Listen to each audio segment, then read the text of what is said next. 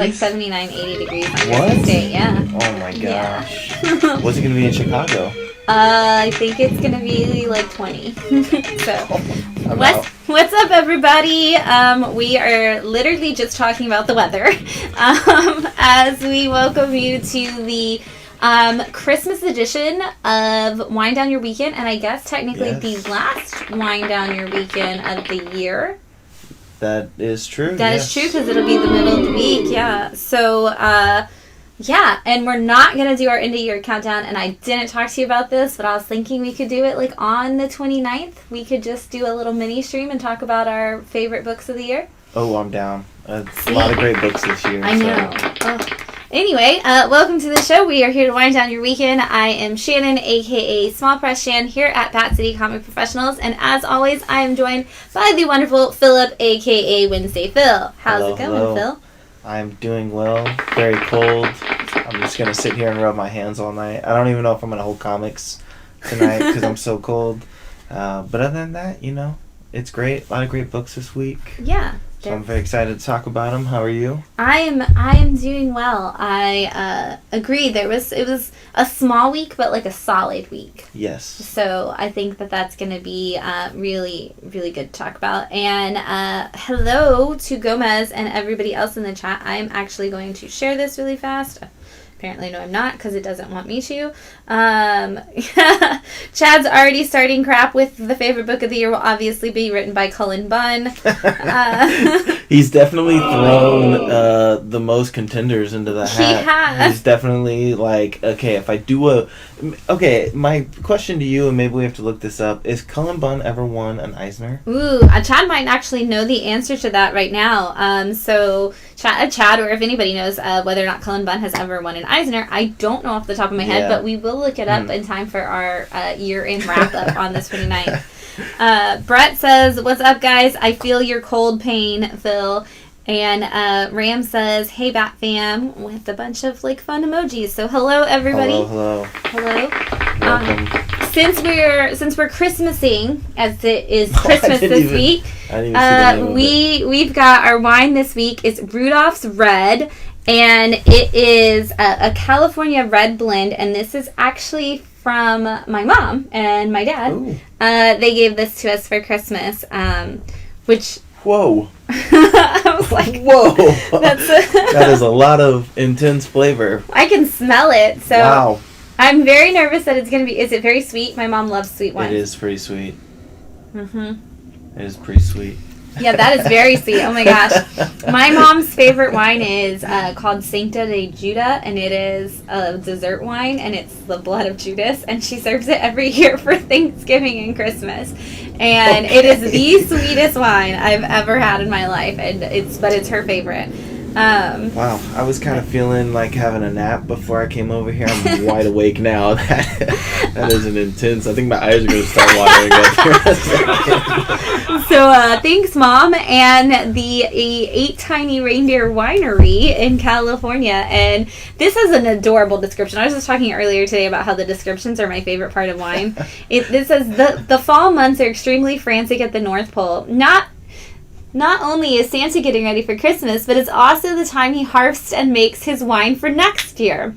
This year he is especially excited because Rudolph joined in to collaborate on this red blend. All summer long, the 8 tiny reindeer watch and wait for the grapes to grow to their optimum maturity. Santa knows that when his reindeer are smiling, it's time to pick the grapes. It seems that happy reindeer make really good wine. And I find that hilarious because it sounds like it's written for children, but it's on the back of a wine bottle. So I'm like, for all the kids who are digging the wine this year. It encompasses the Christmas spirit, and also I like the thought of reindeer smashing grapes. Yes. Like just sitting there watching them smash the grapes, and I'm like, ooh, that's going to be good. That sounds adorable. That's going to be good. Chad said, to answer your immediate question, he's never won, but he was nominated in 2012 for The Sixth Gun as Best Writer, and Harrow County was nominated in 2016 as Best New Series. Which are both great. So he's never won. Harrow County wasn't that bad. Yeah. I love Sixth Gun. Yeah. So maybe this is the time of his career where he's like, Just I'm gonna throw it at the wall. Yeah, I'm just gonna take a shot with every story out there. One of them's gotta hit.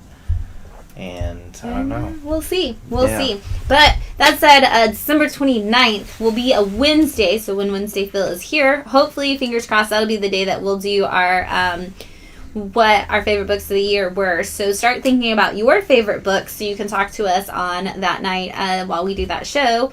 Favorite books. I was thinking we could do favorite, like, book that launched in 2021, favorite book that ended in 2021, and favorite miniseries, as, like, you know, break it down into those categories and see which books, like, really, like, took the top for us.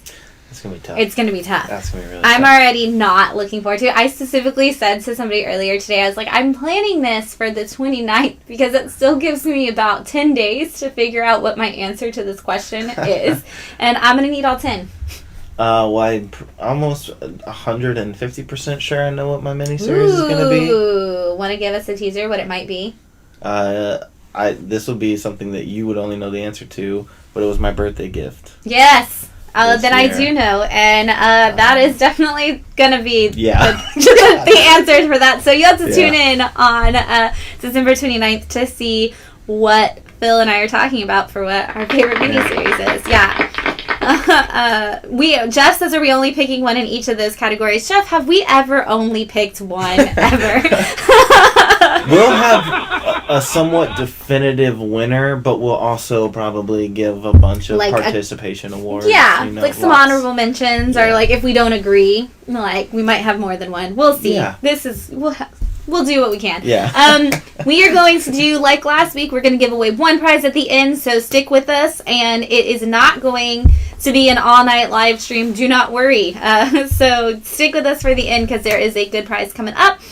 Until then, let's get into some of the hot new titles for this week. First up is The Rush, which is from Vault, which is not, is it a Nightfall? Does it have the Nightfall logo on it? I think it is just the normal Vault, because it doesn't have it does not. No, which is weird to me because it's definitely a horror book.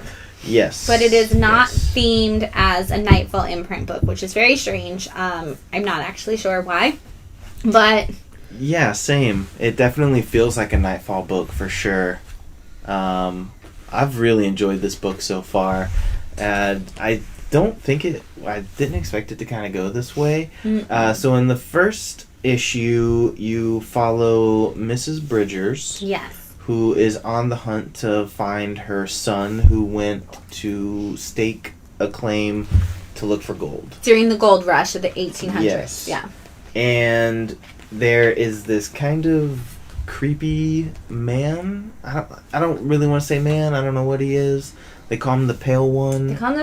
Which I just assumed we were getting another, like, 30 Days of Nights, but during the Gold Rush kind of book. Yeah, that's kind of how I was thinking, too, with this. And I still kind of do feel that vibe a little bit. And in this issue...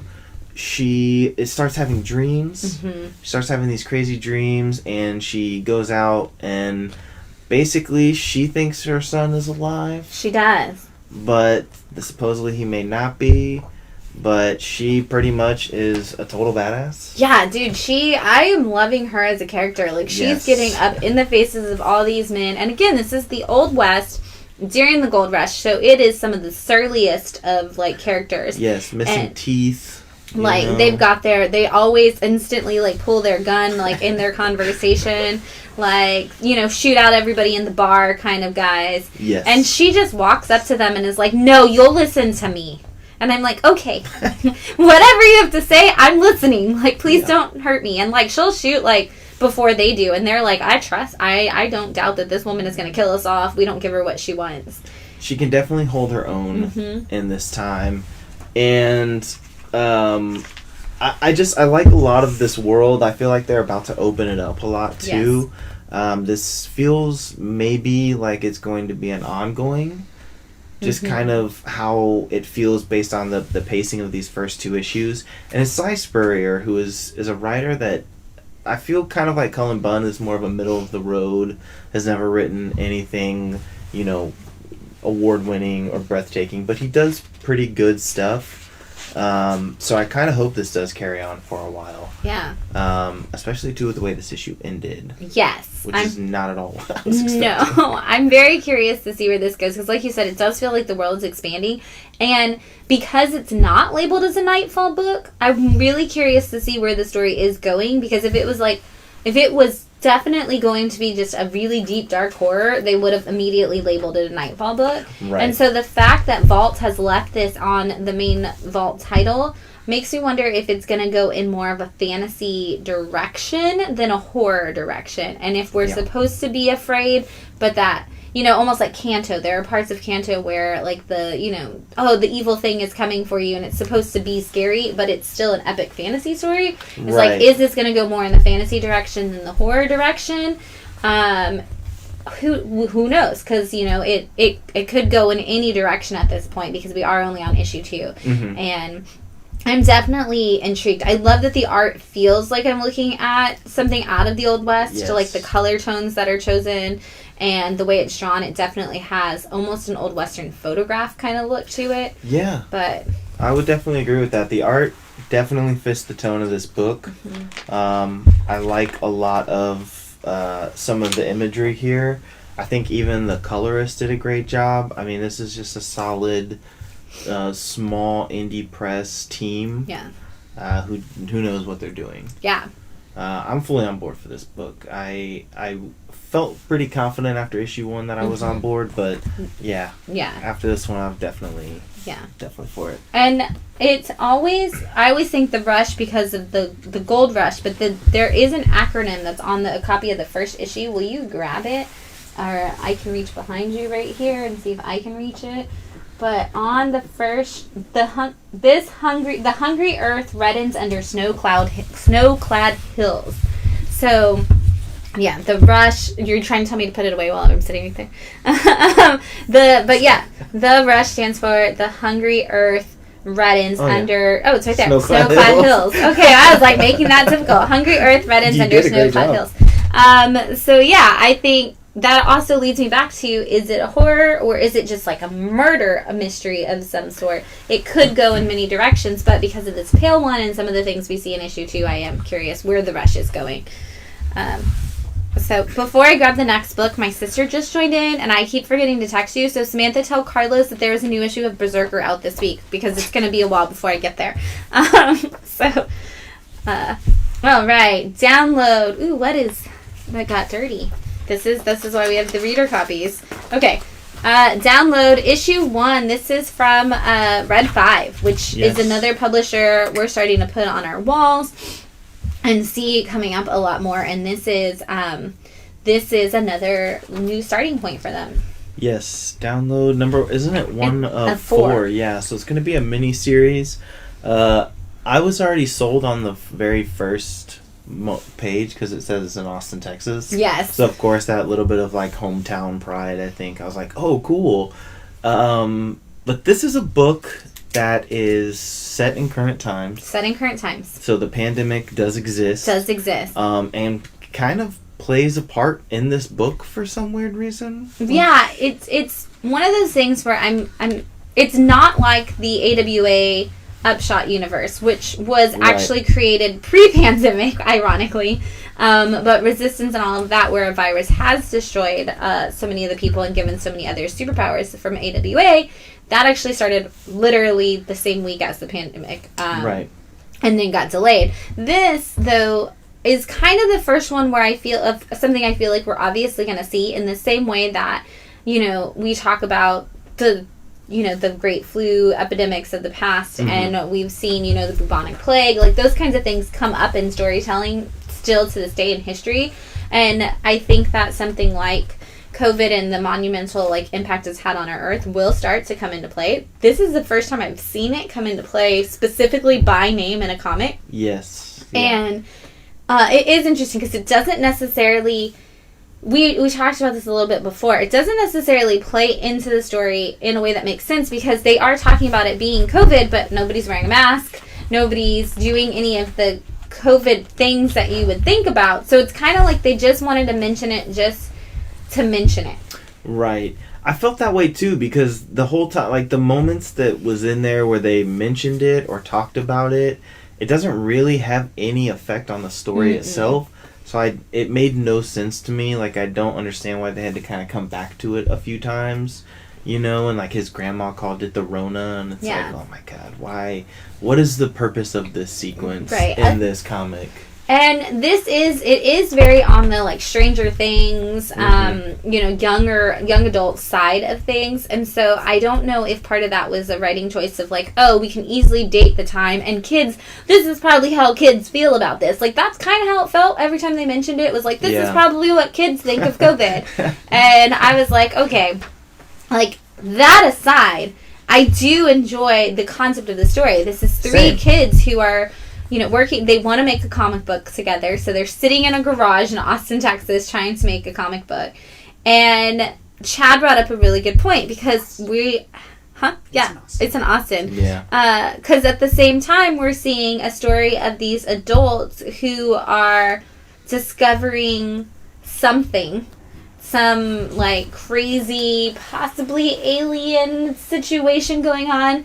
And you don't know, because of the way it's done, part of the mystery of the story is it the kid's comic book or is it an actual other story going on? So it's a really cool thing to kind of see these two stories playing parallel to each other and how it's told, but also something happens to this boy and now we might have a comic booky type situation. Right. Which I do like the concept, but I kind of fear as I was reading this, I wasn't actually giving this story its full attention because one, it's set in Austin, and so like of course there's like a skyline shot and I was like, that doesn't look like Austin. Right. And then there's a moment where he makes a joke of like, oh, the cop showed up pretty quickly, and I was like, APD doesn't show up that quickly. I was like, their response time is not that good. This is not believable at all. And then the whole coronavirus thing just like adding to it, where I was like, I kind of wish they would strip away a few of these things and just kind of focus on the actual story itself.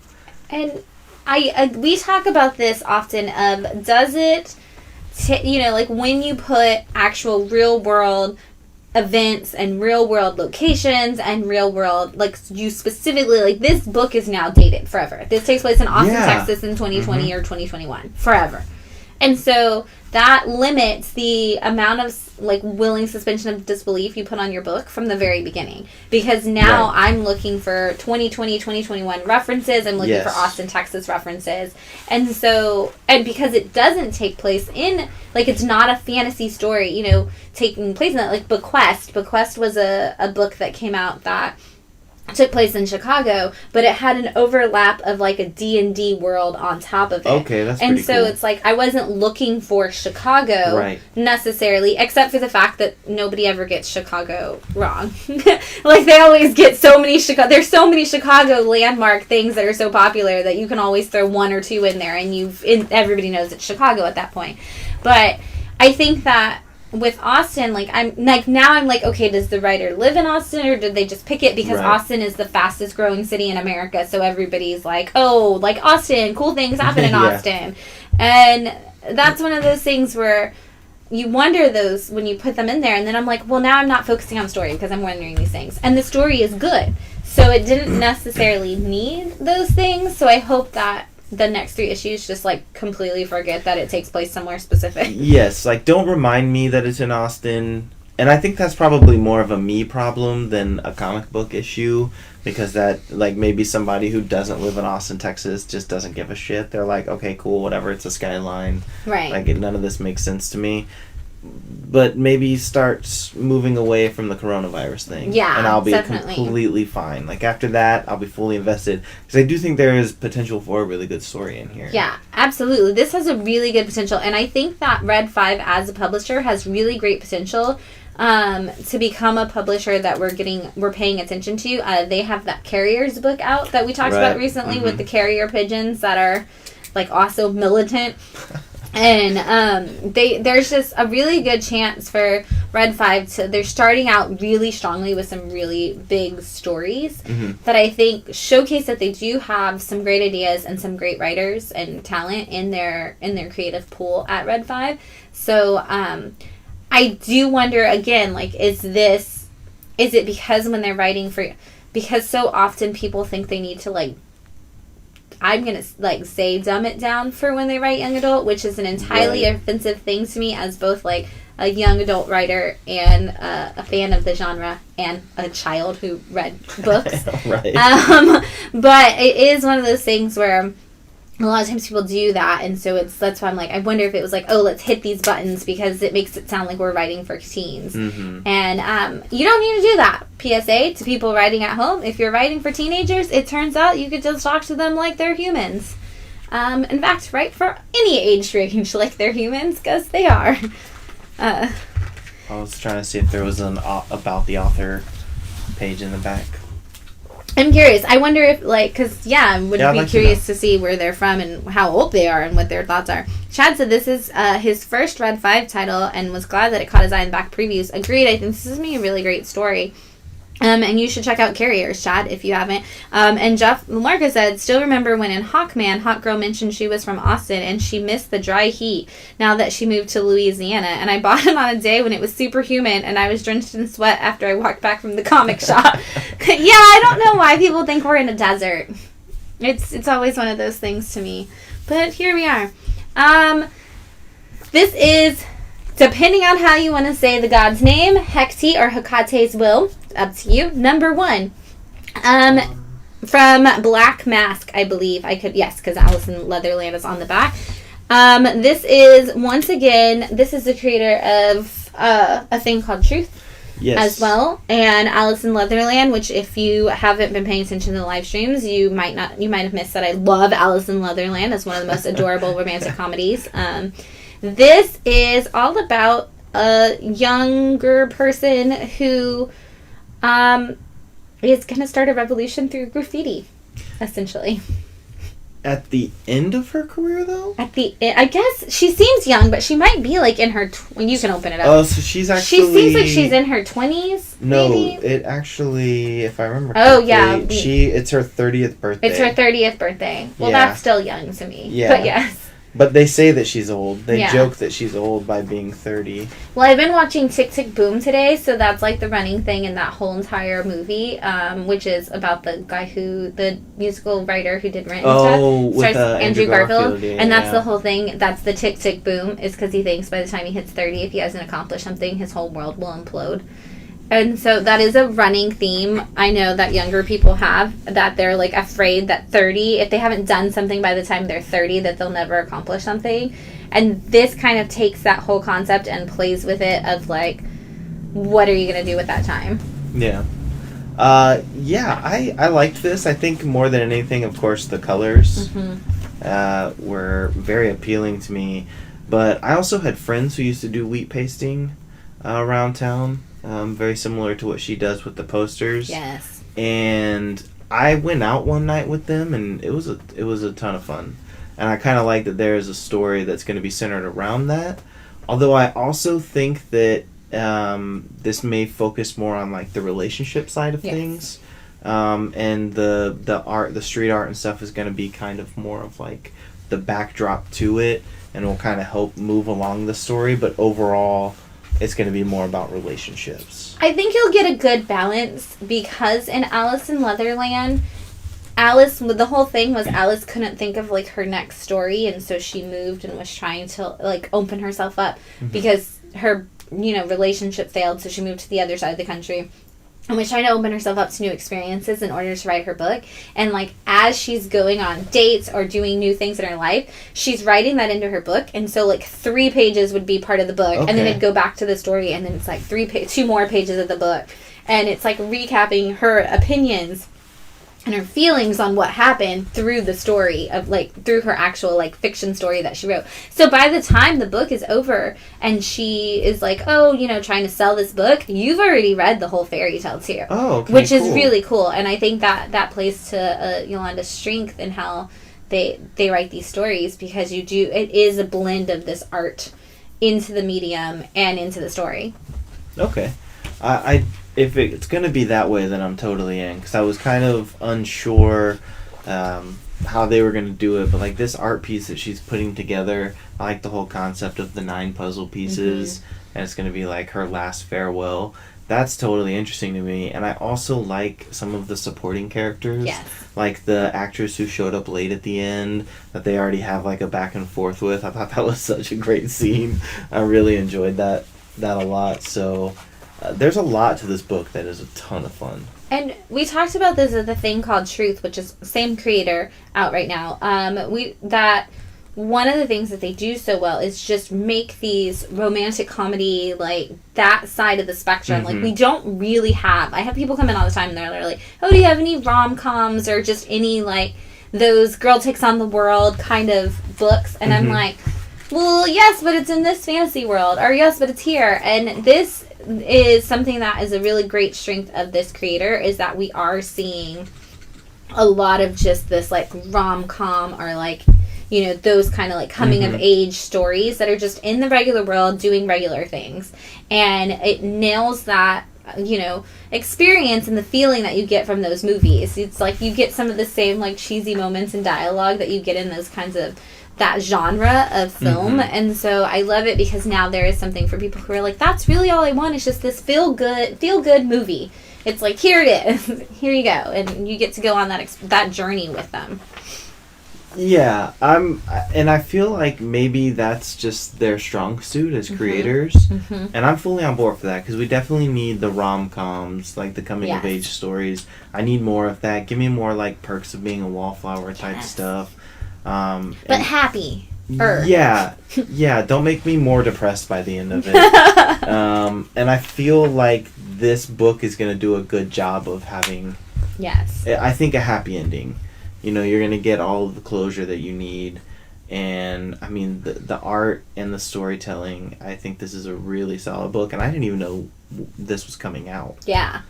I actually, Chad requested this from the previews catalog last month and was like, and tagged me in it and was like, Shannon, you're going to want this because it's the Alison Leatherland team. I was like, oh yeah. I was like 100%. I thought there might be magic in it based on the name originally, and I was like, I'm here for that too. But it's going to be great. It's good to know Chad has a little taste. Let you strip down your jacket now and you get into it. It's such a loud jacket, and I can just hear my neck moving every time I turn. I just hear this like, and I'm like, okay, I can't focus. A book we've been loving a lot, or I've been loving a lot, is Wonder Woman, and this is issue 782. Okay, I would have been right. From the Becky Cloonan, Michael Conrad run on it. And we've got Wonder Woman has literally died and come back, and she is now still ignoring Steve Trevor at as many costs as possible, which I'm in favor of. And she is still working with Deadman on trying to figure out some big adventure things, and stuff continues to get big. And in this issue, when she has to fight a whole bunch of herself. Yeah, I was just looking at this first little bit here of them all on the plane together, and I kind of want to read this. Yeah, it's super fun, and this is, I think, the second issue in this arc. Okay. I think last issue was the first one in this arc, but all of the things in I can't believe I'm in the Amazon universe. I can't believe I get to say that right now. Are all leading up to Trials of the Amazons, and I'm so excited that we have an Amazonian universe going on. But it's been one of the best runs we've had on Wonder Woman in a long time. And I said that, and somebody goes, what do you mean? We had Greg Rucka. And I was like, that was good. And they were like, and G. Willow Wilson. I was like, well, DC removed G. Willow Wilson. And they were like, well, but it was good for those 6 issues. And I was like, yeah, it was great. And I was like, but now here we are, and we've got a really, really strong story. So, yeah, and Jeff Lamarca just pointed out that this has been really, really good, but there's also a backup story in all of these issues. I think it started on the last one. I could be right before that. It started with this arc, so whichever one this arc started on, which I think was the last one, has a backup story for Artemis and her tribe. Oh, because nice. We are going to see all the different tribes of the Amazons come together for Trial of the Amazons, and so there is a story of Artemis with her tribe and looking at how her tribe works and their connection to what's going on in the Mascara at the same time. So the backup stories have been great in these Wonder Woman books too, because we also had one from we just had one from Jordi Belair about a young Diana, which was really good. I remember seeing that. Mm-hmm. So the art and the backup stories are going to be different on all of them? Yeah, the art and the backup stories, a completely different team for the backup stories and all of the issues, but it just continues. And I can't remember who's doing the... I want to say it's Vita Ayala that's doing the for this one? For the backup story, yeah. Mm-hmm. Yeah. That's doing the Artemis story, which is super cool. Yeah, I hopefully they collect all the backup stories for this stuff. Mm-hmm. Because I'm actually excited too for the ramp up to the event. I know there is a young Diana oversized issue that came out recently, so I'm assuming that they'll probably collect a bunch of this. But yeah, Chad says, do we know a lot about the Trial of the Amazons event? Can't get the series and all the tie-ins, but was wondering if Wonder Girl will get caught up in it, and the series won't make sense for those few issues. Wonder Girl is a key, integral part of the Trial of the Amazons, but I do believe most of the series, leading, I know Nubia leads up to it, and I believe ends right before Trial of the Amazons starts, so it's it's a lead into it, and then it goes straight into Trial of the Amazons, and I don't know about Wonder Girl if it's going to just be a tie-in, or, but all of it, yeah, Wonder Woman, Wonder Girl, everything. Wonder Girl is the key to the Trial of the Amazons. What is happening with Yada Flor is literally the whole cornerstone, and so, and like Jeff said, all the individual writers are co-writing this crossover event, so it's going to be a huge thing. And Jeff, have we ever had an Amazon crossover like this before that was this big? I don't remember one that was this massive of an Amazon universe kind of situation, but if you remember one, Jeff, let people know. But you also get Dr. Psycho in this Wonder Woman story, and you've had Dr. Psycho the whole time, so for the Harley Quinn show fans who need some more Dr. Psycho in their life, this is a great way to get him. Yeah, there was 2 solid pages there of him being Psycho, and it was pretty wonderful. Yeah. So, I know you'll have a trade. And I have it in the stock to show later. Then never mind, we can talk about that a little bit later. Mm-hmm. And Jeff said this is actually the first non-self-contained Wonder Woman event that has gone across multiple titles. So this is our biggest Amazon event as well. Okay. So I was not wrong. Witchblood is out again this week. This is issue 9. This is Matthew Ehrman and Lisa Sturl for Vault. And I always say, for me, this is very much just if Brian Lee O'Malley had made a book about witches and vampires, because it looks like a Scott Pilgrim book, and it reads like a Scott Pilgrim book, because suddenly you're in the middle of something important, and suddenly something ridiculous is happening, and you're like, what are we doing right now? Mm-hmm. And then it's oh, we're being amazingly ridiculous, and it works. But this is an ancient battle of witches versus witch hunters versus vampires, and at this point in the story, the vampires have been hunting down the ancient witch queen goddess kind of character, because if they drink her blood, then they get to be the whatever vampire drinks the blood of this goddess witch will become a god as a vampire. Mm-hmm. And they have been trying to do this for hundreds of years, and we are at a point where witches and witch hunters are working together to try to stop the vampires from this happening. And this book has been very, even in, I said, in the serious moments, it's been very lighthearted along the way, and this is probably the first time where something, emotional has happened that you're, yelling at your comic book, no, kind of situation. Yeah. This is the first time that, a tragic moment has actually felt tragic in this, but it has been an absolute ton of fun. It's just, it keeps going, and every issue you're this is probably gonna have to be the next to last issue, and then something happens in that next issue that makes the world a little bit bigger. And okay. I imagine it's gonna be a 12-part series, if I had to guess. It seems like we're building towards that epic battle.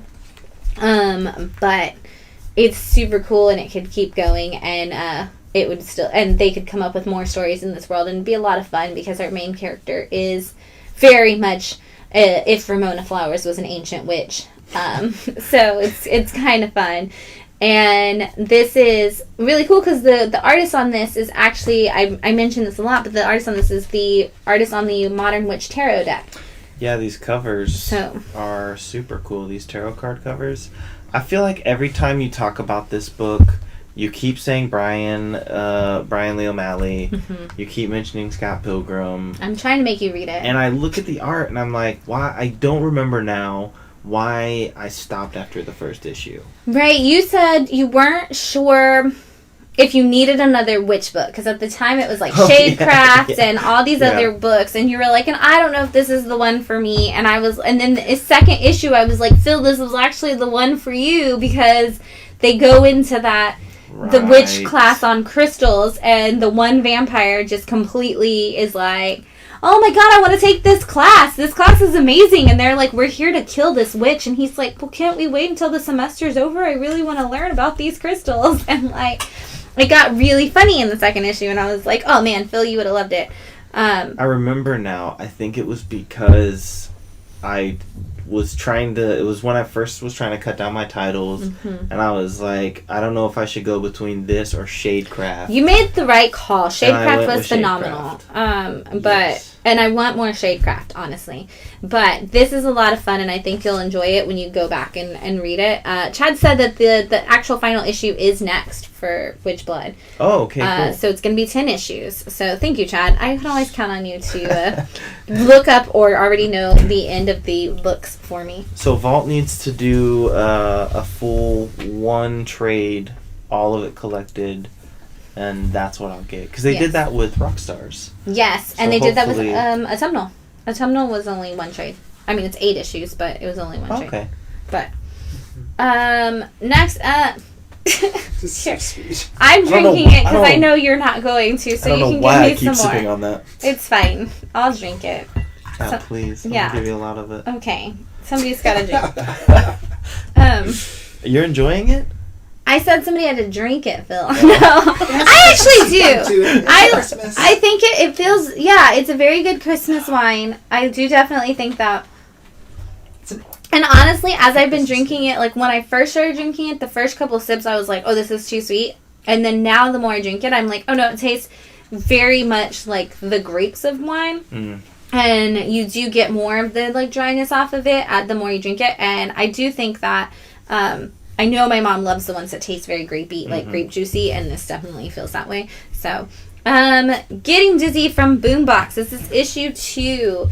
Do you want to start it off? Did you read this? I haven't read this one. Oh, okay. Oh my god, you haven't read this one? Yes, so when the first issue came out, I thought it was the other book that looks very much like this book, and now I can't think of the name of that one.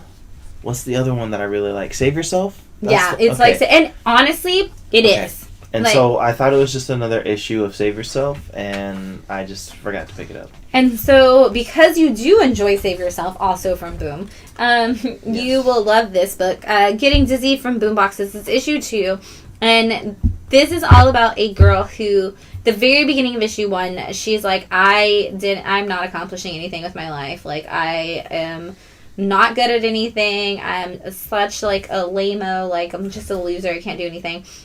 And she's like, the one thing I wanted to be really good at roller skating, but I was never even really good at that. Like, I thought that was going to be my calling. And so anyway, she's like getting down on herself, walking through town, and is suddenly selected to be the savior of all mankind. And the way she does it is on roller skates with like a little blaster thing that she has to stop. These things called negatrixes, which are just these evil spirits that spur negativity in the world. And so the only way she can save the world is to get rid of all this negativity. And this is kind of, if every superhero has their training montage, this issue is the training montage where she's trying to learn from her friends who don't know that she's this new superhero kind of character. She's trying to get tips from them on how to be a good skater and how to be confident, and just because she needs that if she's going to be able to actually do her superhero-y work. And so she's just trying to get some help to actually be good on roller skates, because the superhero skates didn't come with the power to use them. I see. So she still has to actually learn how to skate and figure out how to save the world. So she didn't get any superpowers. She just got super skates. But the super skates don't do anything to help you. You still have to learn it, which I kind of like, because we never have a situation where, like, the person chosen to save the world still has to actually work to learn how to save the world. Right. They're usually kind of handed the powers. Yeah. To do everything they need to do. So, yeah, I do enjoy that there's a learning curve to this whole thing. And I also love this, like, back cover, very, like, 90s. It's like an episode of Saved with a Bell back there. Yeah. So, I don't know why I skipped this one. And now that I'm looking at it, I may have read part of issue 1, and then I just didn't get a chance to finish it. It was one of those where I was in here on a Wednesday, and I'm sitting up there, and people start talking to me while I'm trying to read the book. And then eventually I'm just like, okay, I can't read. Like, I'm not going to have enough time to sit here and read this book. So yeah, I think I started and just never got around to it. And Boombox is great because it is the YA line of Boom. So it's always just a lot of fun. It's a very inclusive imprint, and it's always very, very empowering. And honestly, almost everything in Boombox reads like the She-Ra show that came out on Netflix. Yeah. Like, played out. So if you like the really, like, inclusive, empowering, fun, you get that from most Boombox titles, and this one is definitely in that line. Yeah, that back cover's cool. Also, I just want to say I'm reading a book by a writer named Shay Fontana. Yeah. What a great name. Yeah, Jeff says that sounds like the kind of upbeat stuff we need in the mix these days, and it's definitely true. Yes. Did you get to read this? I didn't. Okay, I'm going to skip it then. The last one I didn't get a chance to. Primordial issue 4? Number 4. Yeah. Look at that cover. This is Jeff Lemire, Andre Sorrentino, and, I mean... Image. Oh, yeah, Image. And, I mean, it's going to be that Sorrentino art. I mean, the art in this book is so amazing. You don't even really need to read the story. And actually, in this issue, there's not a lot of reading that needs to be done, because a lot of it takes place between the animals. So basically this book is all the animals that we shot up into space way back in the day when we were testing space travel, and if it was even possible for humans, we got to test it on animals first. Imagine if instead of them just floating up there and dying and, like, never coming back down, instead they go into maybe another dimension. Yeah. Or maybe they time travel. Maybe it's a black hole. We don't know. You really don't know what it is, but you have kind of two stories going along. The animals that are kind of adjusting and accepting where they are, and then also a couple of, I think they're scientists? Yes, one of them has been trying to, like, work for NASA, or he may be working for NASA, and the other one works for Russia. That's right. And they have come together because they both want to save their respective animal and also figure out, like, what is going on. And I agree. I think with your assessment of this issue, I think honestly that Jeff Lemire was like, okay, you know what? Let's just let this art breathe because it's insane. Yeah. Like, I think he saw the pages for the first couple of issues and was like, I don't need to write this story anymore. Like, just do it, whatever. Just draw space. Yes. And how you think a weird dimension through space would look, and I'm just gonna write around that. Yeah, I mean, there's not a lot of storytelling. Like, this is most of the dialogue is going to be in this right here, and then I think maybe one or two more pages. But again, I mean, I feel like it gets to a point where Jeff Lemire is like, the art team is phenomenal. I just need to let them do whatever they're going to do. The story only needs to matter so much, and I'm perfectly okay with it, because this is literally just eye candy for me. Yeah, and there's, you know, the story with the animals is so, like, endearing too, because they can't really, they only know so many words because they're trained animals. You know, you have a trained monkey and a trained dog, and so they only know the little bits of phrasing that they were taught to communicate back to their respective, like, space programs.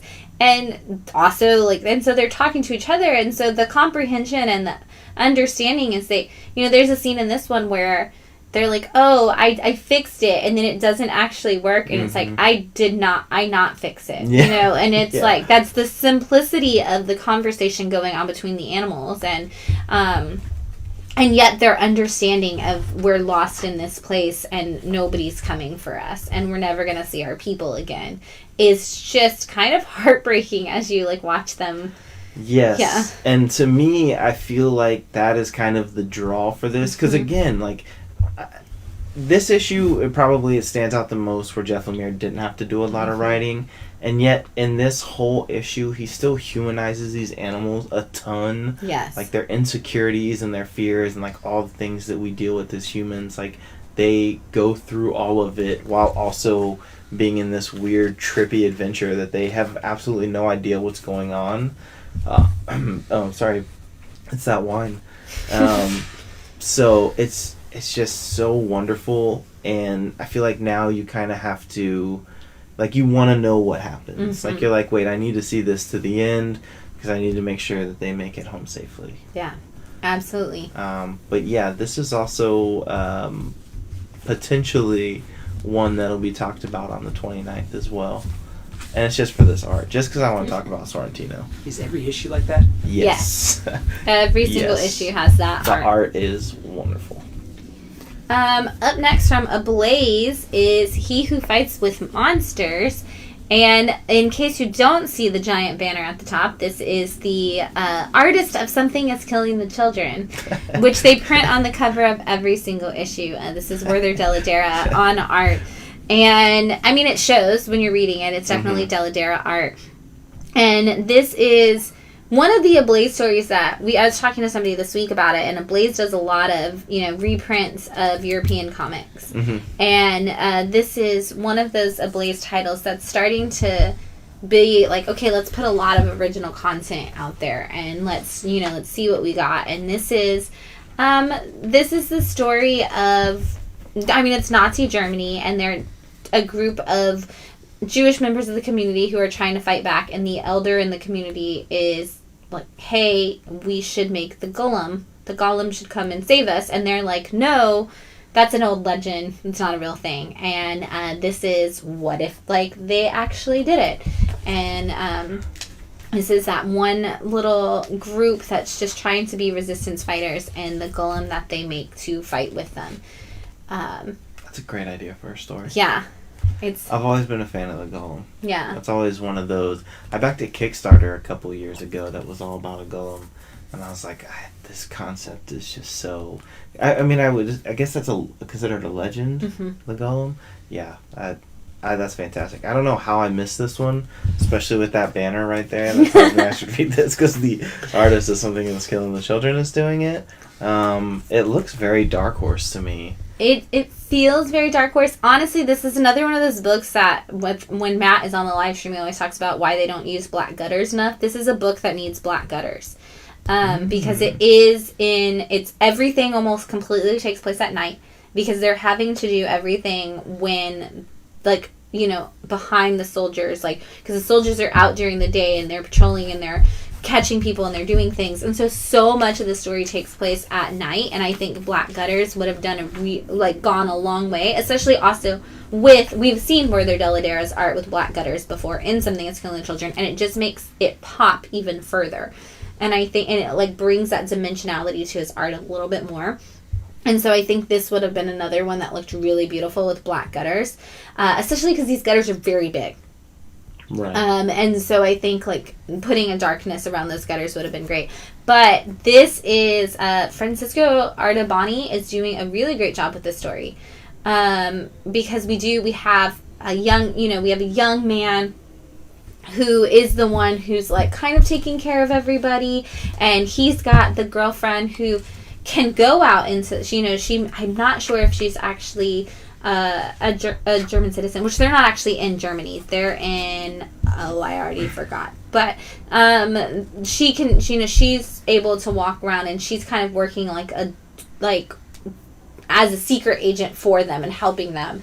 And he's in this relationship, kind of like an off and on again relationship with her. Like, they definitely seem like they've dated before. So you've got like all these layers, and you've got these kids who are very interested and like wanting to see like, is this superhero coming? And in this particular issue, this is issue 4, I believe, already, which we do have 1 through 1, 2, and 3. And in this issue, there was just a battle, and the Golem helped them in their fight, and he saved a little girl. And now the Nazi regime is put out, if you give us any information about whether or not this, like, who is connected to this Golem, and help us find it, we'll give you $1 million, essentially. We're giving you a huge reward. And so the little girl's dad is like, I want you to tell me everything about this, and I'm gonna turn him in. And so you get this dynamic of this completely different character and her father, and the whole time he's kind of been like the Cabbage Man from Avatar: The Last Airbender, because he's a puppeteer. So he's just been doing puppet shows in the street, completely unconnected to anybody, and now he's been drawn into this story because his child was saved, and now he's like, no, but we need to think about ourselves. And so you get all of these different working pieces of this one village and how it connects to the overall war at large, but also to this this small war that they've created within themselves, and the legend of the Golem, and the dynamics, and the way it works, and, can we build more? Can we do, are we stuck with only this one? How do we bless this clay? How do we do this? And so there's so much going on in this story, and yet it reads so smoothly and gives you a little bit more every time. And usually when you read, World War II stories, you're like, well, I know how this is going to end very tragically. And this is one where you're like, are they going to win? Like, are they going to, like, this village going to take back this village? Like, you actually have, like, the hope with them on this story. So it's very, very great pacing for the story and everything. So, and it just keeps continuing to get more and more characters into it. So. I feel like a blaze is really heating up. Absolutely. I'm gonna just let you have that pun, but Matt's not. Matt's gonna. I was just gonna. Chad's asking if you have ever read the 3-issue mini from Dark Horse called Breath of Bones. It's the absolute best use of the Golem in comics, which is one of Chad's favorite legends. Oh, really? And said if it's still available to order because it's several years old, we'd have to look, but it is a Steve Niles story, so. I do like Steve Niles. Yes. All right. Yeah. I'm sold. I know Steve Niles has another one coming up soon, too. Wonder Girl by Joelle Jones, just because we have to mention it every time it comes out because it's Number wonderful. 6. Yes. Issue 6, and as we said, this is the cornerstone of the Child of the Amazon story. This is Yada Flor, who in Future State we learned is like the Future State Wonder Woman. Mm-hmm. But we're going back, we're getting this origin of this young 20-somethings Brazilian woman who the gods have selected, and we don't really know why still. I don't think, other than that she's fiery. And if she chooses to work, some of the Amazon tribes believe if she chooses to work with the gods, it'll be their destruction, and some of them believe if she doesn't choose to work with the gods, it'll be their destruction. But they're all trying to hunt down Yada Flor to find out what her decision was. And I love that we see the gods give her everything, and she's just like, okay, but let me tell you why I don't have time for you. She's like, I just, you know what? On second thought, after getting everything you could possibly give me, I think you all suck. And I'm out. And now she is she's in Tartarus, and she's dealing with all of that and trying to get back, and we still have all of the Amazonians on a hunt for her, but also trying to deal with all the stuff that's going on theirs. So building us to this incredible moment that is coming, and I would like to point out some of this beautiful Lila Del Duca art that is in this book. I think it's impressive that they found an artist that rivals Joelle Jones for style, and kind of picks up without me feeling like, oh, the art's completely different now.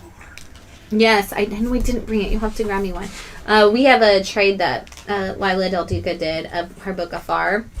Oh my gosh, It's gorgeous. We'll have to show you that during the trade section. I think you at one point had told me I needed to read that book just for the art. Yeah, it's one. Matt led that book club and talked about it for a whole week after, and was on a very big Lila Del Duca kick after a while. And what a great team. It's Joelle Jones, Lila Del Duca, and Jordi Belair. Yes. So you're getting an outstanding team on this book with an outstanding new character that is honestly one of my favorite characters DC has introduced. I'm just going to put a period at the end of that sentence. Which, it's perfect because it's in Wonder Girl, who is also one of the best new characters. Oh, I was talking about Wonder Girl. I'm saying Floor was one of the best new characters that DC has introduced. I'm an issue or two behind. I thought you were talking about No, I'm not going to talk about it. I know you're a couple issues behind, so I'm not bringing up any of the details from this issue because I don't want to ruin anything. All right. Yeah. Jeff's talking about some of the details, and Yada's fate isn't written yet, and it seems like Child of the Amazons will definitely play a huge role in what direction Yada's future goes. And we saw a lot of people during Future State also traveling back in time, trying to prevent a lot of the stuff that we're seeing happening now. So, I'm excited. Yeah, it's going to be great. And if you haven't read Wonder Girl, this is issue 6, so I imagine that there will be a trade soon. If you miss some of the starting issues, and you're definitely going to want to get it because she is just the absolute most fun character that we're working with right now. I keep saying she's competing with Tim Drake for my top spot of DC characters. Ooh. Yeah. Jeff said her shrugging off Hera is a lot of fun. Yeah, it is. That is. The Heathens, issue 2. This is by Cullen Bunn. All right. That's the Heathens. Thank you for joining us. No, just kidding. No, we just have to do that for Chad, who is in the comments and loves to see how much Phil loves Cullen Bunn. Okay, can I say issue, I got 3 pages in, and I stopped, and I am done reading the Heathens because this just isn't for me. This isn't for me. This is Cullen Bunn's League of Extraordinary Gentlemen. I'm going to say that. This is his attempt at a League of Extraordinary Gentlemen kind of story, where he's brought in people throughout history or legend and put them on a team together to fight for... Yeah, the art's fine. I actually like the art. Fight for Satan, I guess, essentially. Fight for hell. Like, they're in hell, essentially, but we don't know that for sure. And they are working to stop more evil people than them from doing bad things. So they are out stopping Jack the Ripper, because apparently that's what 90% of comics are working with right now. Of course. And they are out to stop a Jack the Ripper kind of situation. And these members of this team, it includes like Billy the Kid and Lady She and some Harlem gangsters from the 1940s, 1930s, somewhere in there. And we're starting to see a little bit of each of their backstories in this issue, and that, I think, is part of what became confusing. Yes. Because the way they did the paneling for the backstory was kind of like in this weird, like, circular, like, nonsensical thing. So it's like you were going back and forth, but not in a clearly defined order. No. And so it became very hard to know if you were watching the current story or... And I don't know that that's... Because it is a panel... To me, it was more the paneling was confusing, than the story. So I don't know if that falls on Cullen or if it falls on the artist at that point. But... the story is still there. There's still a good story. There's still good art. It's just this particular issue was kind of a mess because of that. Like, because you are trying to tell me everybody's backstory as a flashback while they're in the middle of a fight all at the same time. And it's in a fight scene. So they're all fighting in this one building, and as they are the person, like, throwing a punch, it jumps to their fight scene. So... a lot of people have said this about Man of Steel, too. Like, the Man of Steel also, I guess I should say, like, the movie was that, like, their problem was the flashback seemed off place. And for those who said that, like, this kind of has that same feel. Like, they are relevant and they, like, go well with the story. And I like the information I get out of it. But sometimes, like, the way they fall into the story almost pulls you out of the story. And you're like, wait, what am I doing? And this has that effect. And I like it because they are supposed to be killing people, but they, like, the bad guys, they were told not to harm anybody innocent.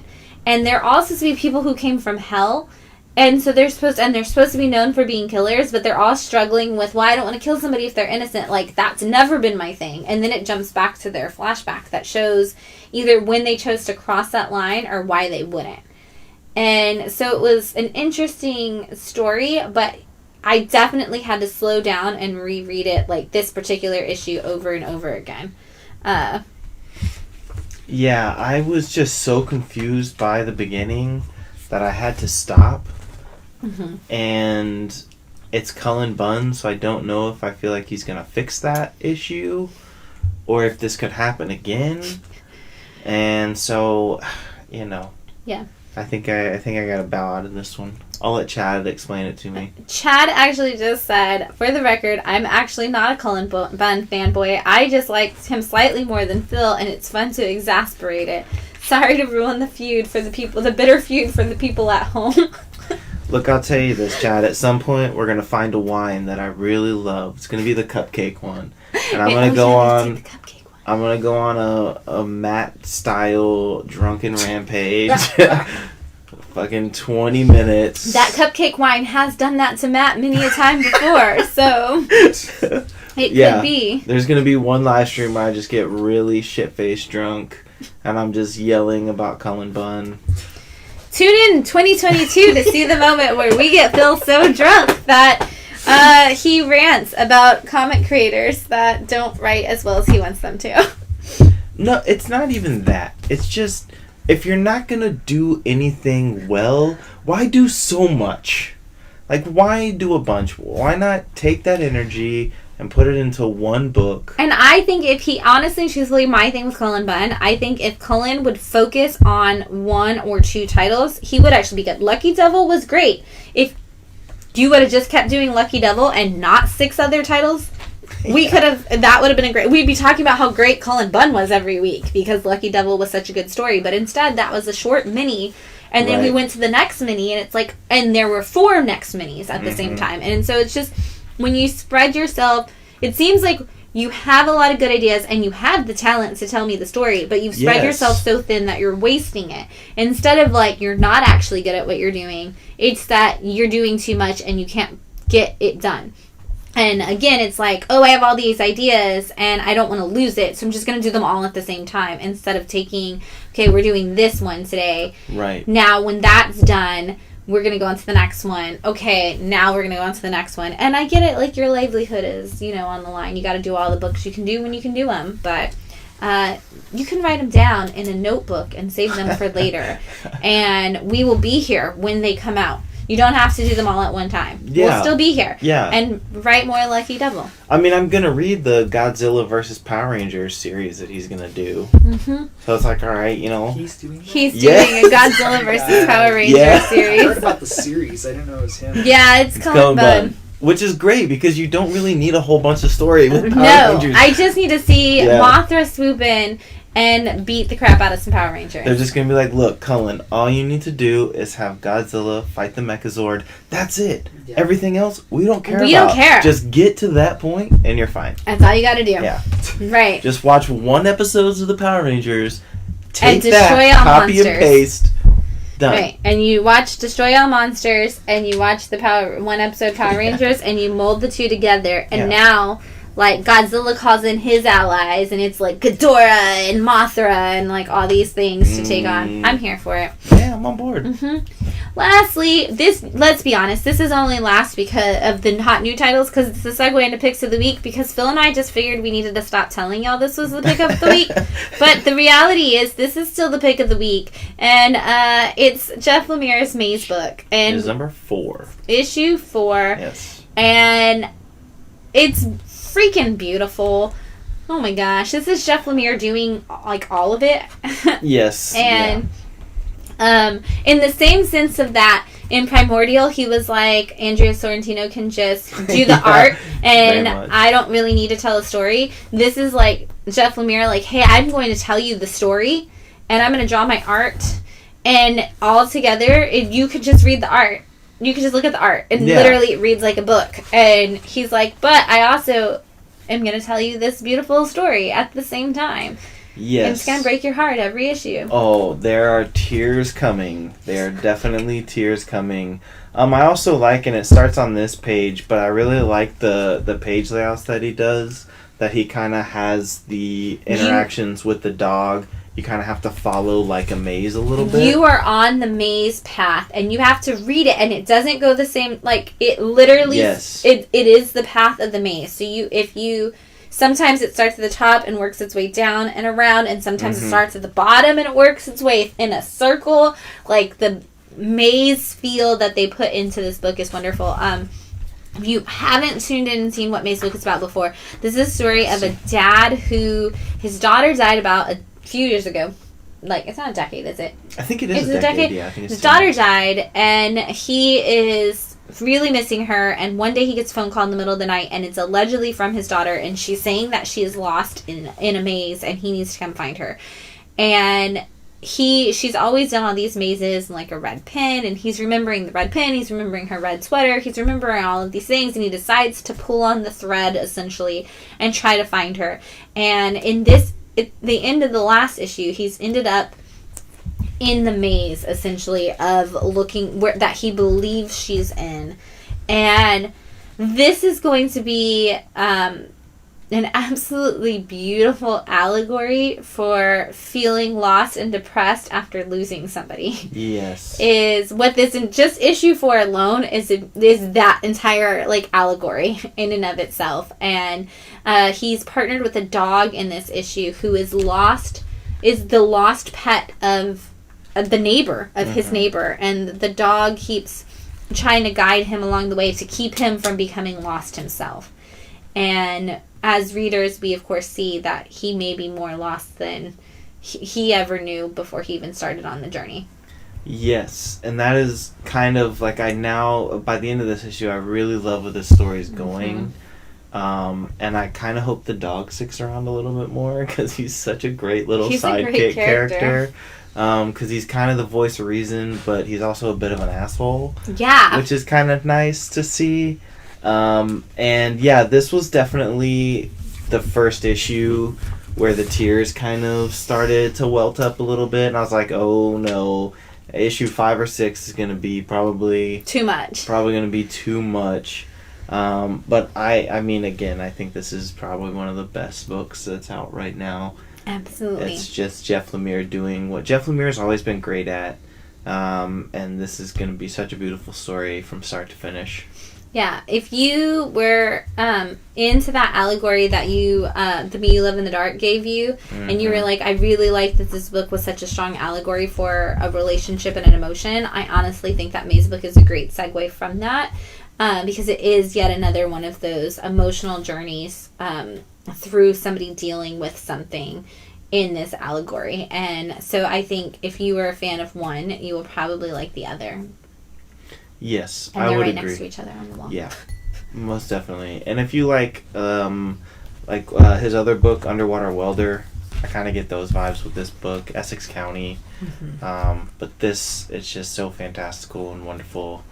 And I hope that they put it into a very nice hardcover, since it is Dark Horse. Yeah, they probably will. Yeah. That's the last hot new title we're going to talk about, and we are going to jump into our picks of the week. Boop-a-doop-a-doo. Remember, we're doing the prize at the very end, so you have to stick around for your prize if you want to win. Alright, we got Batgirls issue 1. Speaking of Becky Cloonan and Michael Conrad, they have teamed up with Jorge Corona on art. What more could you ask for? Seriously. How about the fact that it is a book just about Babs, Cass, and Steph Brown Yes. as the 3 Batgirls coming together? I think that is the other thing you could ask for. Yes, yeah. And it makes sense that it would be something that Becky would take on. The feel of this book definitely feels like Cloonan and Conrad for sure. It's very much kind of like a sitcom. Yeah. In a weird way. And I appreciate the tone of this book. It is a ton of fun. Corona's art is just spectacular. And, I mean, these are some of the best characters in the Bat family, hands down. Right, you got your ultra-violent, like, Cass Kane, who does not know when to not punch somebody. Yes. She does not know how to hold a punch. And you got Steph Brown, who is just like Doug from Up, where she's like, I'm on this thing, and then she's like, ooh, squirrel. Yeah. Like, oh my god, but it's so great, and I love it. And then she's also just like Cass and Babs, in that she's like, I will punch you, and then I will ask you questions. Yeah. And so at this point, like, Barbara Gordon is the most responsible person in the room, and she feels responsible for them. And so Babs is like, look, guys, I got us into this trouble that we're starting out in, because we've previously landed in trouble, and we see that that's going to be something that unfolds as the story goes on. Or you can go back and read the backup issues at the back of Batman if you want some more of how they ended up together. But they're coming in to live together, and Babs is like the mom, essentially the mom chaperone character, where she's like, okay, here are the rules. You can't do this, you can't do this, you can't do this, you can't do this. Most of it is you can't fight people. You can't use, like, high technology. Yeah. Because they're dealing with a character that, comes from the backup stories, and they're kind of on the lamb. Yeah. And it's it's great. They bounce around, like the scene with the robe, how she got her robe taken and she got it back. And she's like, no, it's okay. I wore a bag over my head. And she like, puts a grocery bag over her head. And it's like a reusable tote. It's not even like one of those like brown paper shopping bags so nobody can recognize you. No, she's like, Cass has gone out with a reusable shopping bag that's very notably like, this is my shopping bag, and fought bad guys in the street. But we are definitely going to see some big baddies that they're going to have to fight. Yes. And I'm excited. This is just, honestly and truthfully, it's just fun. And that's kind of why I was excited to read it. It was the first book I read this week, because I was like, oh my gosh, I just want a fun DC book with characters that I really love. And this is going to be one of my favorites. It's going to be one of those ones to break up some of these, like after I'm crying from May's book, let me pull out Batgirls and laugh and have a good laugh. I love Stephanie Brown. She's such a great character. Agreed. And it's nice to see Cass back in that suit that I love so much. Her Batgirl suit. Yeah. It's so great. It's so good. Yeah. I think this is definitely a must read, especially if you're a DC fan. Didn't we get the first appearance of Cass in this week? Yeah, we have the first appearance of Cass Kane in the store right now. So just throwing that out there. I don't even know what issue that would be. Was that Detective Comics something? 5. Yeah. Wasn't she around the No Man's It's from Land? No Man's Land. Yeah. Okay. Yeah. I remember that period of Batman. All right, which spy story do you want to go with? Because let's go Newburn first. All right. Because I think that one I enjoy slightly a little bit more. Okay. So Newburn, which is number 2 from Chip Zdarsky and Jacob Phillips, and Jacob Phillips being the artist on that Texas Blood, and son of Sean Phillips, who works with Ed Brubaker on all of the spy books in the world. And of course, you've never heard of Chip Zdarsky. That's totally fine. I think he did a one-off issue for Crossover one time, and that's all he's ever done. Yeah, he hasn't really done much. He's mostly known as an internet personality, I think. The sad thing is that's also true. Yeah. I think there are a lot of people that only know Chip Zdarsky as an internet personality. That started as a joke that turned real fast. Now, as you know, multi-Eisner Award-winning writer Chip Zdarsky makes everything he touches as a writer just wonderful, and this is no exception to that rule. This is issue 2, like we said, of Newburn, and is it Image? I believe he's doing it at Image. Yeah, it is at Image. Which is it's funny to me that like even the style of the cover, it very much feels like he's playing in the Ed Brubaker universe in a weird way. Yes. And it's also like, hey, I can do what you do, and also instead of using Sean Phillips, I'm going to use his son. Okay, but isn't that just Chip Zdarsky? Like, hey, I'm gonna troll you by like writing your book, but like without I'm gonna do. You know what? Hey, Ed Brubaker, guess what? I wrote your book today. Like that's just a Chip Zdarsky thing. Like if we find out that like this whole thing is a giant troll, I would not be surprised at all. I hope it is. Like. Chip Zdarsky is just like, hey, you know what? I haven't won an Eisner for the category that Ed Brubaker usually wins one for, so I guess this year I'll just be Ed Brubaker. and I'm gonna hire Sean Phillips' son, and I'm gonna make the book. But it does feel very much like it's in an Ed Brubaker world, Ed and Sean like world.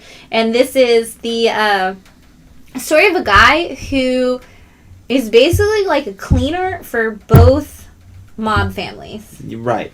He's, the old school, like old detective, but now he's a PI, and he's really good at his job. Everyone's going to tell you the same thing. Smartest dude in the room. He figures everything out really quickly. There's actually a double-page spread that will tell you all of those things. And so it's that typical character. He feels like he's always going to be one step ahead of you. But I do like the fact that he kind of works for all of the mafia families at the same time, and he kind of has this like jurisdiction of doing whatever he wants. And he's currently on a case. He's hired an assistant, essentially, which is the Zdarsky of it all. Yes. Because, everybody writes these. You can pick up, like, every third book on the shelf. You're going to find some kind of mobster story, some kind of detective mob in the mob world. Like, that's a thing. That's a trope. We've seen it. It's a whole genre of literature at this point. But Zdarsky of it all is he hires this woman who was, like, a petty crime thief who just happened to live next door to one of the cases that Newburn takes on in the first book. And she's so good at her lies that he realizes she knew everything that was going on and how to cover up for it, and was like, I need this person. And being Chip Zdarsky, he's given this character a journal, and she just kind of journals in between these moments that she has with Newburn. And, like, one of her journal entries in issue 1 is just, oh, fuck. Yeah. And now we get her trying... She's kind of... In issue 2, she's trying to figure out, like... Because he's offered her the job, and it's a lot of money, and it's a good job, but it's also, working with him. And she's like, you know what, I gotta figure out who this person is and what's going on. So while she's investigating something for him, she's also investigating him. And so we get this duality in this story of her, like, she's actually the detective that's playing all sides, and yet we're still, so it's like, who is our main character? It's kind of could go either way, and I love that. Yeah, it does feel like it's a kind of a combination of both of them, and I like their dynamic, and she basically lays it out in this issue. It's like, hey, this is why you're hiring me, I get it now. Because even at one point in the issue, she's like, you're just paying me $100,000 to Google shit for you? Like, that's really all I'm here for, is because you don't know how to operate Google. But no, it's actually more than that. And I think this is going to be a really fun story. Yeah. And I think both of these characters are going to just develop into something really great. Absolutely. And it's Chip Zdarsky. So it's going to be great the whole time. Yeah, so it's going to play out really well. It's going to be great.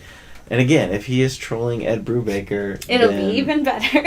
Then this is all worth it. Now I feel like I need to pay attention for, like, Fatale references.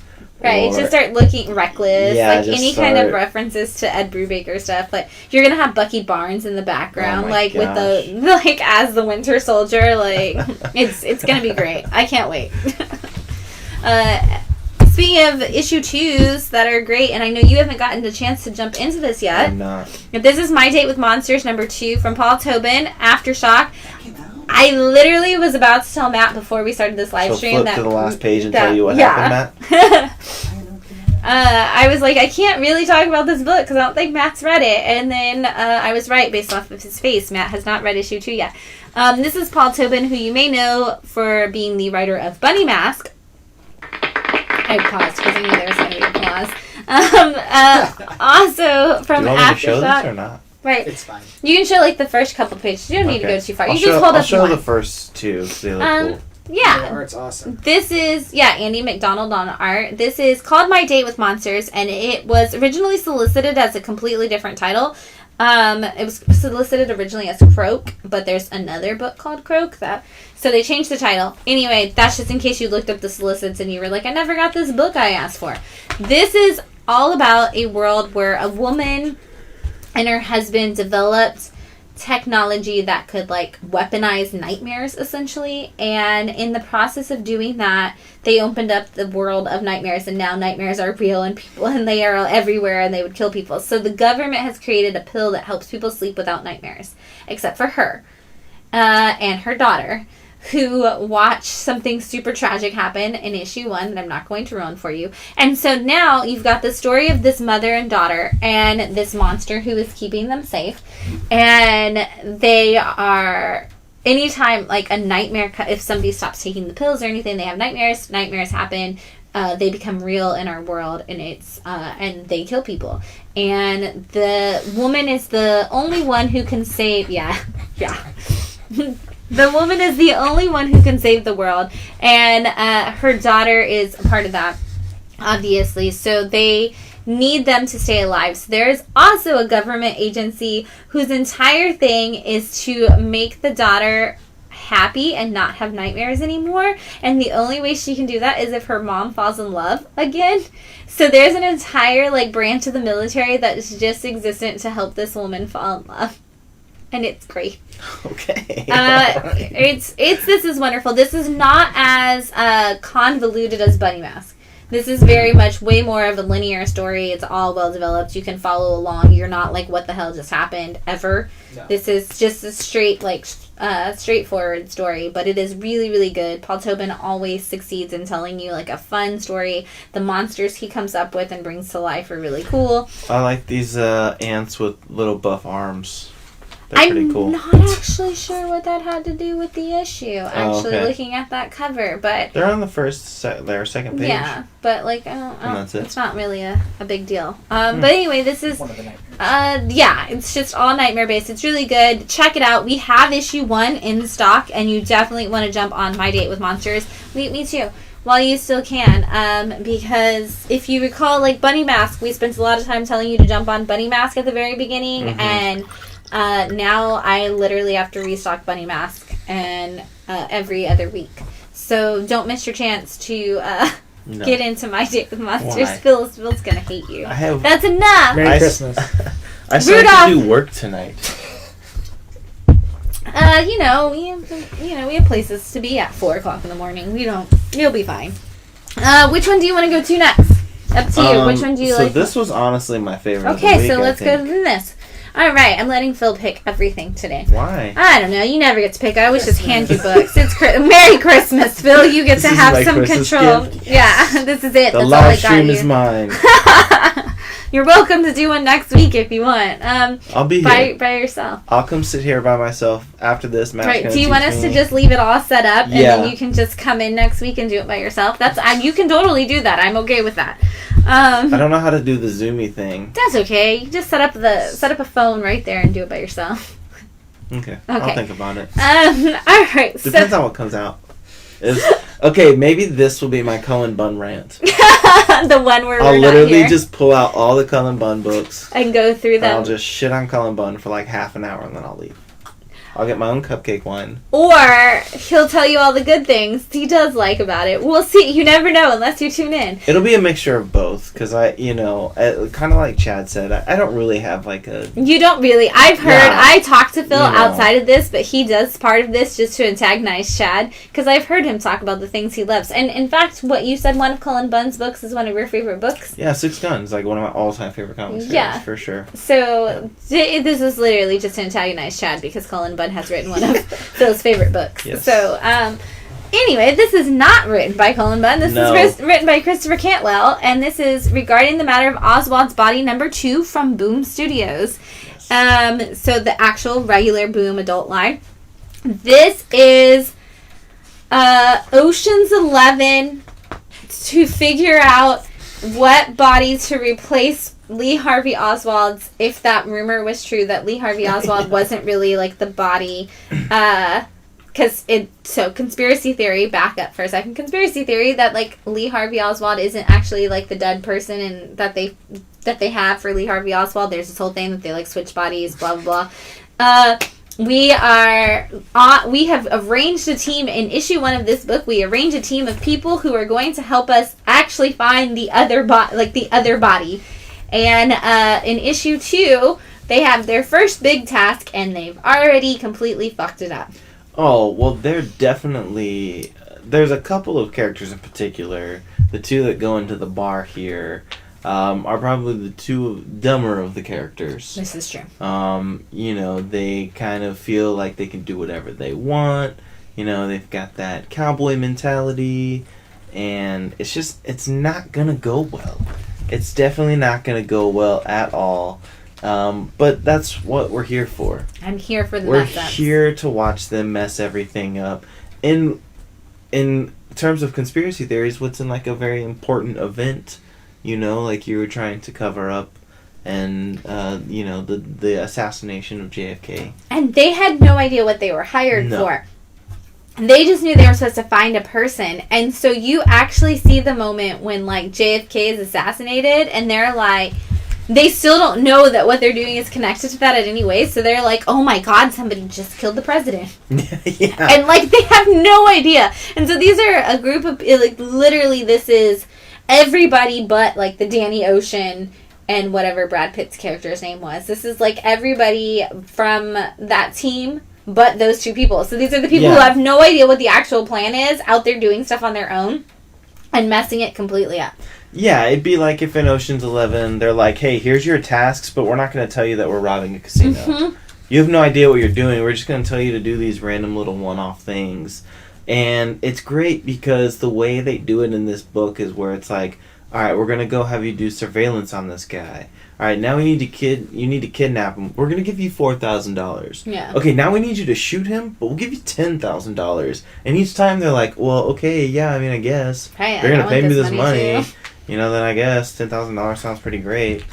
And it's wonderful. I really enjoy this book. I think it's really well written. I think Christopher Cantwell does a really great job. There's a few moments I chuckled in this book. They mention Johnny Mathis. Yeah. Are you familiar with Johnny Mathis? He's like an old romantic singer from like the 50s and 60s. And I remember my mom had a few of his CDs, and he like a lot of people made fun of Johnny Mathis, and maybe still do to this day.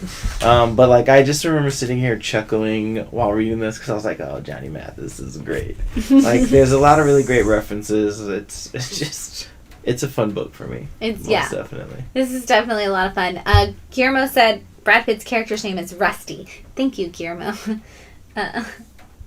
Is he? Yeah. I don't ever remember him saying his name. He says it, I think, maybe once. I don't know. It's Brad Pitt. Regarding the matter of Oswald's body, issue 2, we do have copies of issue 1. We also have the local comic shop day variant still in stock, which is a virgin variant of issue 1 if you are looking for that, and they are not upcharged yet, so now it's time to claim them. Get on it now. Yeah, Chad said if you want to do the show by yourself, he'll play the producer Matt role, except his role will be to cuss you out off camera instead of sound effects. I mean, Chad, you can be on camera with me, and we can sit down Chad, and truly you can come have be me. This Cullen Bunn debate.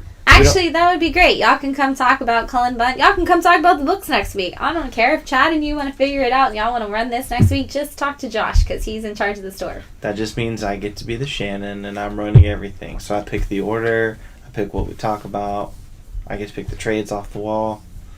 Yeah. You could also do that any of the times that you do the show with me. You just don't. Well, I mean, you're so great at being a leader. I'm more of a follower figure. Like, it just makes sense for me to step into this sidekick role. I'm a fan of Robin anyway, so it makes sense for me to just be the sidekick here. I would like to frame what Chad just said, which is that nobody can replace me. Thank you, Chad. Oh, I didn't. I mean, look, Dick Grayson at some point had to put the cowl on as well. Whether he did a great job or not, it's to be determined. But oh, can I be somebody other than Batman? Also, here's a great segue to Cloaks. I needed that moment. That was a perfect setup. We're really starting to get good at these fake setups. Cloaks issue 1 from Dark Horse. Yes. This is all about a world where Batman has gone missing and the detective is hired by Bruce Wayne to find him. Who's also potentially not Batman. The vigilante. Yeah. So it gives you like all of the things of Batman, but it does it does it in a good way to like separate everything. So, because I mean, yeah, you open the book and like right off the bat, I mean, obviously it would be Batman with guns, so it's like if the Punisher. It's Frank Miller Batman, original Batman. Yeah, or like the Shadow, and it's very much like, all right, this is clearly a Batman book. I remember like a page in, I'm like, oh, this is Batman. Mm-hmm. And then when you find out that there's a Bruce Wayne, but he's trying to figure out who this vigilante is, who's also named the Reaper, by the way, which is total fucking badass to me. Like, this 2-page spread right here is awesome. But like the Bruce Wayne character has all of Batman's detective skills. Like, he sits this guy down and he's like, okay, here's everything about your life. And the guy's like, thanks for leaving out my sexual history. And he's like, I know that too. Yeah. And I was like, oh my god. And then he goes into it. He's like, oh, you've been living with this younger girl, yada, yada, yada. And she doesn't really like you because you cheated on her. And it's like, whoa. You're awesome. Right, I'm like, okay. But, like, also, the Bruce Wayne, like, his last name is West, which I was like, okay, now you're throwing, like, nods to Adam West with, like, your Bruce Wayne character. But also, then the detective, who he's like, well, you're an all-American detective, and his name is Roger Stevens, and I was like, shut your mouth.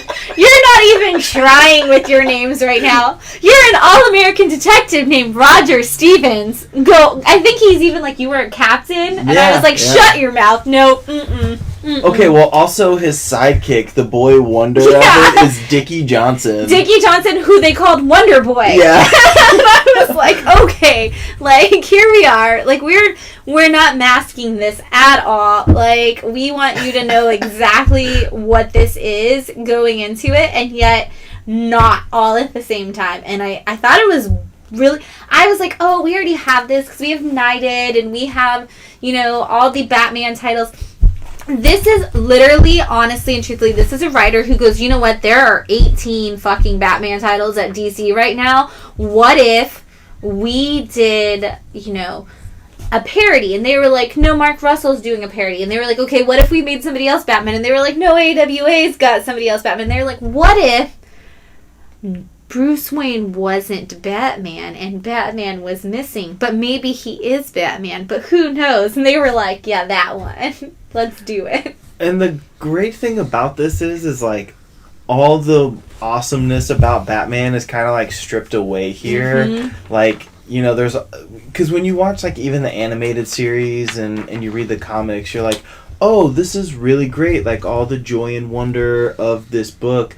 And then all of a sudden, like, this book lays it flat out that the boy wonder was purely just a decoy. Seriously, like, that whole, like, segment of this book where he's like, I was 13, and he just, like, left me there to be with all these killers around me, and I was like, thank you! Yeah. Thank you for saying what we're all thinking about Dick Grayson, like, as a child. He picked me up in a car, and he dropped me off at a warehouse, and he just told me to go in the front door. Right? I'm 13, and I was like, okay, this is cool. Yeah. It's like, thank you. This is exactly the point that so many people have tried to make. Also, who is the artist on this? Because I need them to actually do a Batman book. Jordi Armengol? I need Jordi Armengol to actually do a Batman book because this art is perfect. Like, it feels like I'm reading a Batman book. And honestly, this was a necessary addition to our indie books that are like commenting on Batman right now, because we do have the three main ones now with Cloaked and Knighted and My Bad, and it's great that we've got like this little, we're covering all of the angles of Batman outside of DC, and it's like everybody's got something to say about it, and I like what everybody's saying. Yeah, and this one kind of, obviously My Bad's gonna probably lean towards more being my favorite, but this issue gave me so much that I wanted, because in the beginning the guy's like, I want to secure his legacy, and then in this first issue they're like, oh, well, maybe he was just a total piece of shit. Yeah. Like, what if Batman was legitimately just a horrible human being and was a vigilante just to be, like, steal drugs from bad guys and, like, do whatever he wants? It's just like, cool, I'm on board. have you read? And I did. Yeah, exactly. Yeah. So, Cloaked, issue 1 of 4 from Dark Horse. I honestly wish it was going longer than 4 issues. Chad said he was curious about it. It is a 4-part. Come read it on the couch, Chad. Yeah. Don't care. You just need to check it out. As somebody who's reading a lot of those other parody-type books about it, I think, Chad, you would enjoy it, so you should come check it out. Those are our picks of the week. Tune in on December 29th when Phil and I talk about our picks of the year. But until then, here's what else is in stock right now. I literally have one copy of, this is my last copy of, 'Tis the Season to be Friesen. I almost said Friesen. Oh my god, that would be way better. Please. Please. Jenny Friesen book. This is 'Tis the Season to be Friesen, which is DC's annual, anthology of winter weather stories that they do at Christmas time every year. I'm gonna be honest, I only got to read the Mr. Freeze one, and as always with Mr. Freeze stories, I cried. The end. It's a lot of new creators that I'm not familiar with. They do that a lot on those anthology books as like a tester place.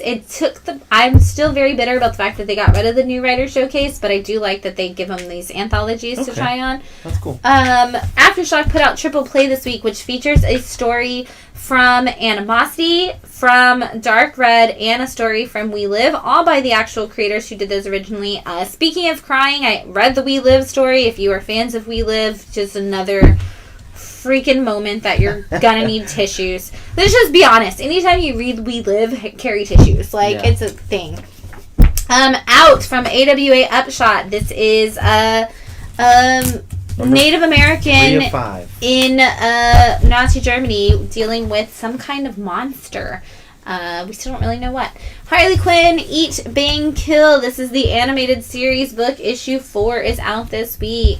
Batman Urban Legends issue 10 is out this week. Firefly has a holiday special. Hey. That's also out. Defenders issue 4 is out. It's only in this because I forgot to pull it for Phil because it probably would have been in one of the other categories if I had. More than likely. Eternals number 8. I love all these old school homages of Eternals that we're getting. Hulk issue 2. This is the Villain's Reign cover, which is the current cover type thing that Marvel's doing, where they're spotlighting different villains with the covers. This is Johnny Cates' Hulk. If you are going to want Donny Cates' Hulk, I need to know. Right now I'm giving it to everybody who was subscribed to Hulk or Venom. So if you are going to be interested in getting Hulk on your sub list, I need to know.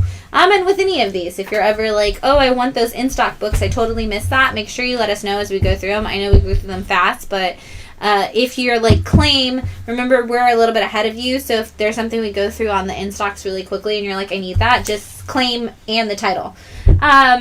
Kazar is still going on Lord of the Savage Land, or just the Savage, I think. Miles Morales, issue 33. Okay. Saladin Ahmed, man, killing it on Miles. Amazing Spider-Man 80.bay. 80.bay. This is the Beyond. It is not Spider-Man is your bay. Which, that being said, I've now said the word Spider-Man. That is not an open invitation to drop spoilers to the new Spider-Man movie in the chat. Yeah, don't. Please do not do that. Don't be that guy. We're a spoiler-free zone. No spoilers. Opinions are spoilers too, so don't even tell me if you liked it. Star Wars High Republic, also out this week. Strange Academy issue 14. Very excited about this. If you read Marvel Voices last week, you know that we are going to be seeing one of the characters from Reptile at Strange Academy soon. Wastelanders Wolverine. Wastelanders is going to have is a series, but it has multiple characters. So it's kind of like Old Man Logan and Old Lady Black Widow, and all of these characters come together.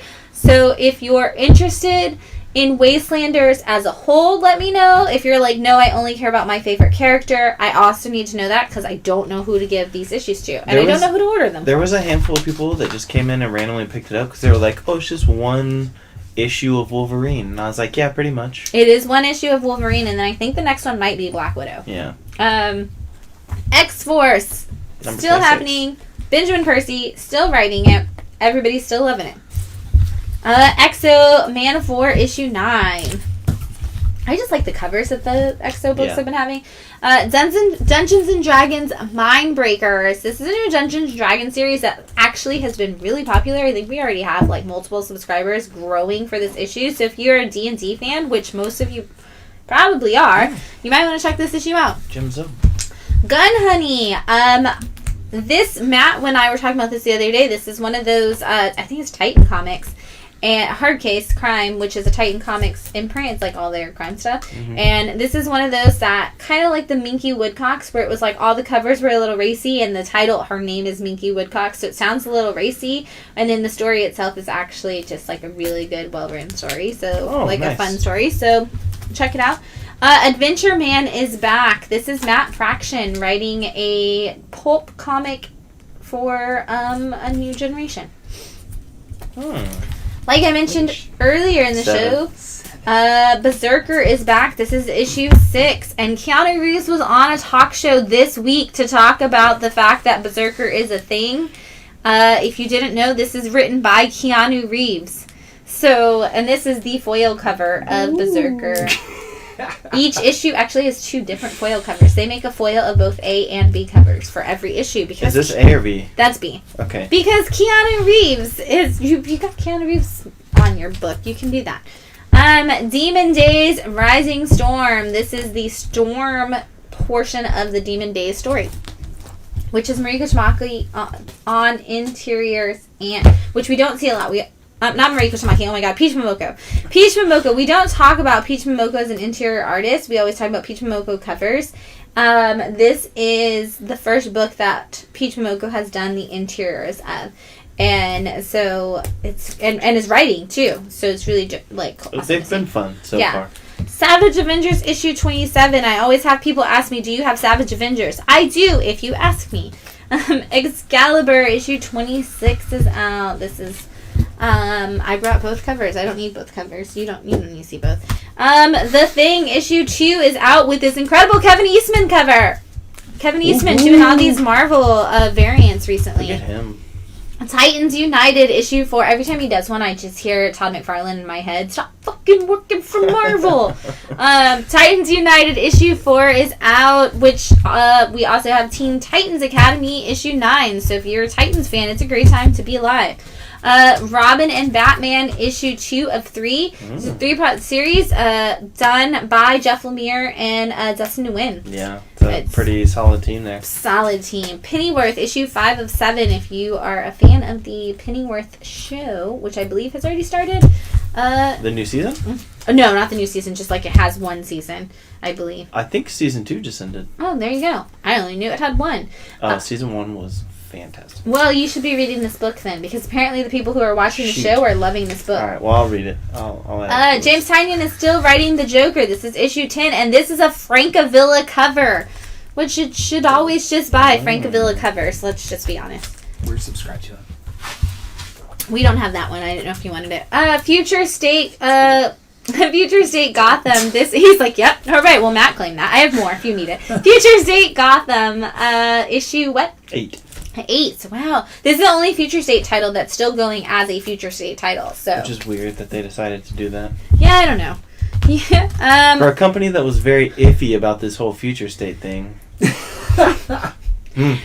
I have a lot of things off camera to tell you if you ever want to know about Future State and DC. I Am Batman issue 4. I hear only marvelous things about this series. This cover looks super cool. Yeah, it does. The dude who's writing it is doing John Ridley. Oh, it's John Ridley? Mm-hmm. Yeah. Black Manta issue 4 of 6 is out. I also hear great things about this series because it does have a lot of the talk about the connection between his son and him, and him being a bad person / his parent. This is also leading up to Aquaman, which is going to be a new series that brings all the Aquaman titles together. So we're just bringing them all together. We're all bringing them together. Batman the Imposter. This is the one Matt was thinking of when he said this is the guy that's writing. This is the guy that's writing the Batman movie. Mattson Tomlin? I don't know. I was just... Oh my god, it's got Andrea Sorrentino art. Yeah. You talked about that on issue 1. This is issue 3, I think. So I read issue 1? No, you just were like, what? There's a Batman Oh. book with Sorrentino art. I'm going to read this. And then you didn't probably read it, but there it is. There's too many Batman books. Too many Batman books. And speaking of, here's another one. Batman The Adventures continue season 2. Of course, this comes off of the Batman The Adventures TV show. This is an ongoing for that. This is the one to read. If you're going to read any Batman title, this is the one. I've actually had a lot of people who tell me that is a fun book. I imagine. Yeah. I mean, it's Dini and Alan Burnett. Yeah. I mean, I'd be good. shocked if it wasn't. If it wasn't just wonderful. Those are some of the things in stock. Of course, there's always more that I forget, but those are just some of them. So come by, not this week, and check it out. Trades that I can't reach because my arms are short. Let's start there. So, like we mentioned earlier, Lila Del Duca, this is a FAR. Do you want to open it up and just show them that beautiful art that's in there really fast? It's the Nameless City meets Star Wars. Ooh, there we go. Gorgeous art. There is an image first for this, so that's a $1 reprint of the first issue of this book. We do have some, I believe, but like I said, we did a book club back when there were still $1 reprints consistently enough to do our $1 book club. Also, it's only $14.99, so Not a bad price. not a bad price for the complete series, right? Spree. This is a vault title. This is all about wars essentially between it's a consumeristic commentary, and different gangs have rivaled up under different brand names, and they kind of like all hide out in malls and stuff. And it sounds ridiculous. I have not read it yet, but there was also that book, Bad Reception, that also sounded ridiculous, that came out a year or two ago, and I think that might have been Aftershock, actually, but Bad Reception came out, and I was like, this sounds ridiculous, and then I read it, and it was a really great commentary on the world, and also cool murder mystery. So when things have weird titles, Dead Box, don't forget that they could also still be the best books out there. Siphon, this is volume 1 from Image Comics. This is the first 3 issues, I think, was all that was it 4 issues?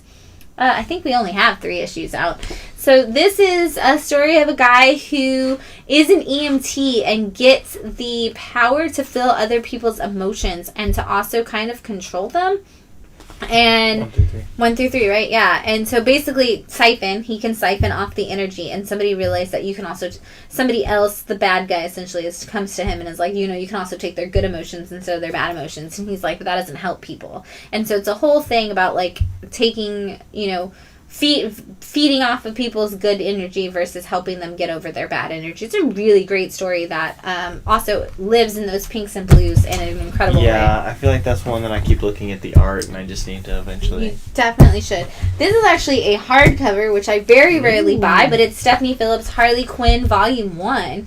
And this is, I love Stephanie Phillips' Harley Quinn. I love Stephanie Phillips in general, and this is Volume 1 of that. So for all you Harley fans, this is a great story. Also, Riley Rossmo art, some of my favorite. Godzilla World of Monsters, and this is 40% off, Which is incredible. This is a huge book. So yeah, it's $29.99. So take 40% off of that. I'm not gonna try to do math. I was like, do the math for them. Come on, Bill, you can do it. $13. I don't know. I was asking you to do the math because I wasn't gonna do the math. Well, half of 30 is 15. It's like 17. I would also like to point out that this has stories from Cullen Bunn I'm in out. it. Trash it. It's going in the 60% off then. We don't have a 60% off section. It's an amazing, incredible book. Actually, do you want to show that art? Because it's freaking fantastic. This is one of the most beautiful Godzilla books. You can't go wrong with Godzilla books, man. You gotta respect Cullen Bunn's Godzilla as he goes in to write Godzilla vs. Power Rangers. He could be the best Godzilla writer out there. You don't know. We haven't given him a chance. It's his forte. That's true. It could be his strong suit. Giant monsters that don't talk. Yeah. Do something else. There's some better shit. What? That's pretty dope. Right? Well, there's more. But wait, there's more. Oh, Look at here that! we Look go. at Mothra being a Alright. badass. You gotta have the Mothra. If you have Mothra, if you haven't seen my Mondo poster, come by and ask me to show you because it's gorgeous and I love showing it off. Yeah, so anyway, Godzilla World of Monsters. This is beautiful. I love it. Who was the artist on this one? Was this? There's a bunch. Yeah. Is Matt Frank one of them? Is this the one that he worked on recently? I don't know. There's so many. Yeah, I don't know if it's gonna. It doesn't actually say. Okay, they're separated by I'd by have story. to go through. And Well, it's beautiful and wonderful. Come pick it up. 40%. It's 40% off. Speaking of beautiful, wonderful art and stories, this is The Swamp Thing Becoming Volume 1. This is Ram V. The beginning of Ram V's Swamp Thing story, which is absolutely incredible. If you haven't read it yet, it's a new Swamp Thing. Yes. This is not Alec Holland. This is a Correct. different character. Levi Kamei. Mm-hmm. And he has some interesting. This is a very interesting take on Swamp Thing because it's not the same death and destruction that led to somebody being Swamp Thing. But yes, once again, we have some gorgeous art. And the variant covers are also incredible. And speaking of Swamp Thing, there is a Black Label 3-part series. It was like the ad in every DC book this Yes, and week. it's written by Jeff Lemire with art by... Oh my god, who did I tell you was doing the art earlier? I can't remember. And the covers are by Yannick Paquette, but I can't remember who I said was doing the interior art earlier. And the whole thing was incredible. It's not out yet. No, I know. you're but just I was looking just for looking a for DC book? DC book that came out this week. One of the new ones. Thought it Harley would be Quinn maybe has it in there. Yeah, because I remember seeing the Dude, it was... the ad for it, and I'm like, I'm gonna order. I ordered a bunch of it today. There and it is. There it is. Green Hill. Oh, Doug Monkey on art. Yeah. And then Yannick Paquette doing the covers. It's... Okay. I'll show it. It's fantastic. There you go. Swamp Thing Green Hell. Oh my god, I cannot. Oh my god, Chad had already answered us before we found it with who was the artist. Oh yeah. Thanks, Chad. Yeah, absolutely incredible. I cannot wait for this book. The fact that we're having this Swamp Thing resurgence where we're getting all these Swamp Thing books, bring it on. I love Swamp Thing. All the Swamp Thing. All of it. Lastly, in the form of trades, we have Volume 1 of Wonder Woman Afterworlds from Becky Cloonan and Michael Conrad. Beautiful, wonderful story. Like we said, it's fantastic, and it's huge. This is a huge Volume 1. Yes, it is $770 to $779. So the first 9 issues, only $24.99, which is a great price. Yeah, for all of that. For all that. And, I mean, as Shannon has said multiple times, this is the best Wonder Woman out there. So good. So you gotta read it. You definitely gotta read it. It's definitely one of those Wonder Woman stories that we're going to be talking about for a long time. It's going to play a big role. It is leading up to this Trial of the Amazons. We see Wonder Woman on her own, interacting with other people. It's so good. So if you want to get into Trial of Amazons, you should read this. If you want to get into Trial of Amazons, start here. This is a great way to do that. Chad said, here's what I'll say about Doug's work. His regular people, like humans, look weird, but aliens and monsters, he kills it. So I anticipate wonderful creep factor on that swampy mini. Yeah, he'll do a great job on that. Mm-hmm. The mask. Yeah. That's right. He did do the mask, yeah. Uh, All right, comic industry news. I already forgot all of the news that I was planning to talk about today. And that was pre the show starting. I told Phil when we sat down, I was like, I forgot my news. But the most important thing to tell you as Bat City family members is that we're not open this upcoming week. Usually we say we'll see you on Wednesday, but we won't. Because we won't, the store will not be open. We are closed this Wednesday through Sunday for the holiday. So your books will still be here if you are a subscriber or if you are a regular customer in general. The books are still coming. They will still be brought in. They will still be sorted. They will still be ready to go for you on December 29th. They just will not be ready to go for you on whatever this Wednesday is because I don't remember. We also have a couple of really cool things. Do you want to grab me Maggie's? We also have a couple of really cool new variants in stock. One is, this is the Aftershock Ambassador variant. So if you don't know, we have a representative from Aftershock who works with our store because we sell so much wonderful Aftershock. And this is the Maniac of New York, The Bronx is Burning Aftershock Ambassador variant. So you have to have an ambassador from Aftershock. Not every store does, so it's not even a one per store. It's limited to even less than that. And we have that here for in shop if you would like to buy it. We've got one. It's $15, I believe. $15. Yeah. Super cool. Super exclusive. Super exclusive. Great cover, too. Yeah, it is. Fantastic cover. And then, of course, we have the Megan Hutchinson Kate's 616 variant for Buffy the Last Vampire Slayer, which came out last week. This is the old lady Buffy story, essentially. And this is the Megan Hutchinson Kate's 616 variant. And we love Meg and will literally buy everything that she touches. Yes. Mm-hmm. Blindly. I don't even need to see it. That's fair. Usually when it comes to her art stuff, I'm always like, yeah, whatever it is, I want it. It's like, yeah. Mm-hmm, whatever. Like rock stars. What? It does. It's rock stars. Yeah, especially the Buffy. Yeah, for sure. Yeah.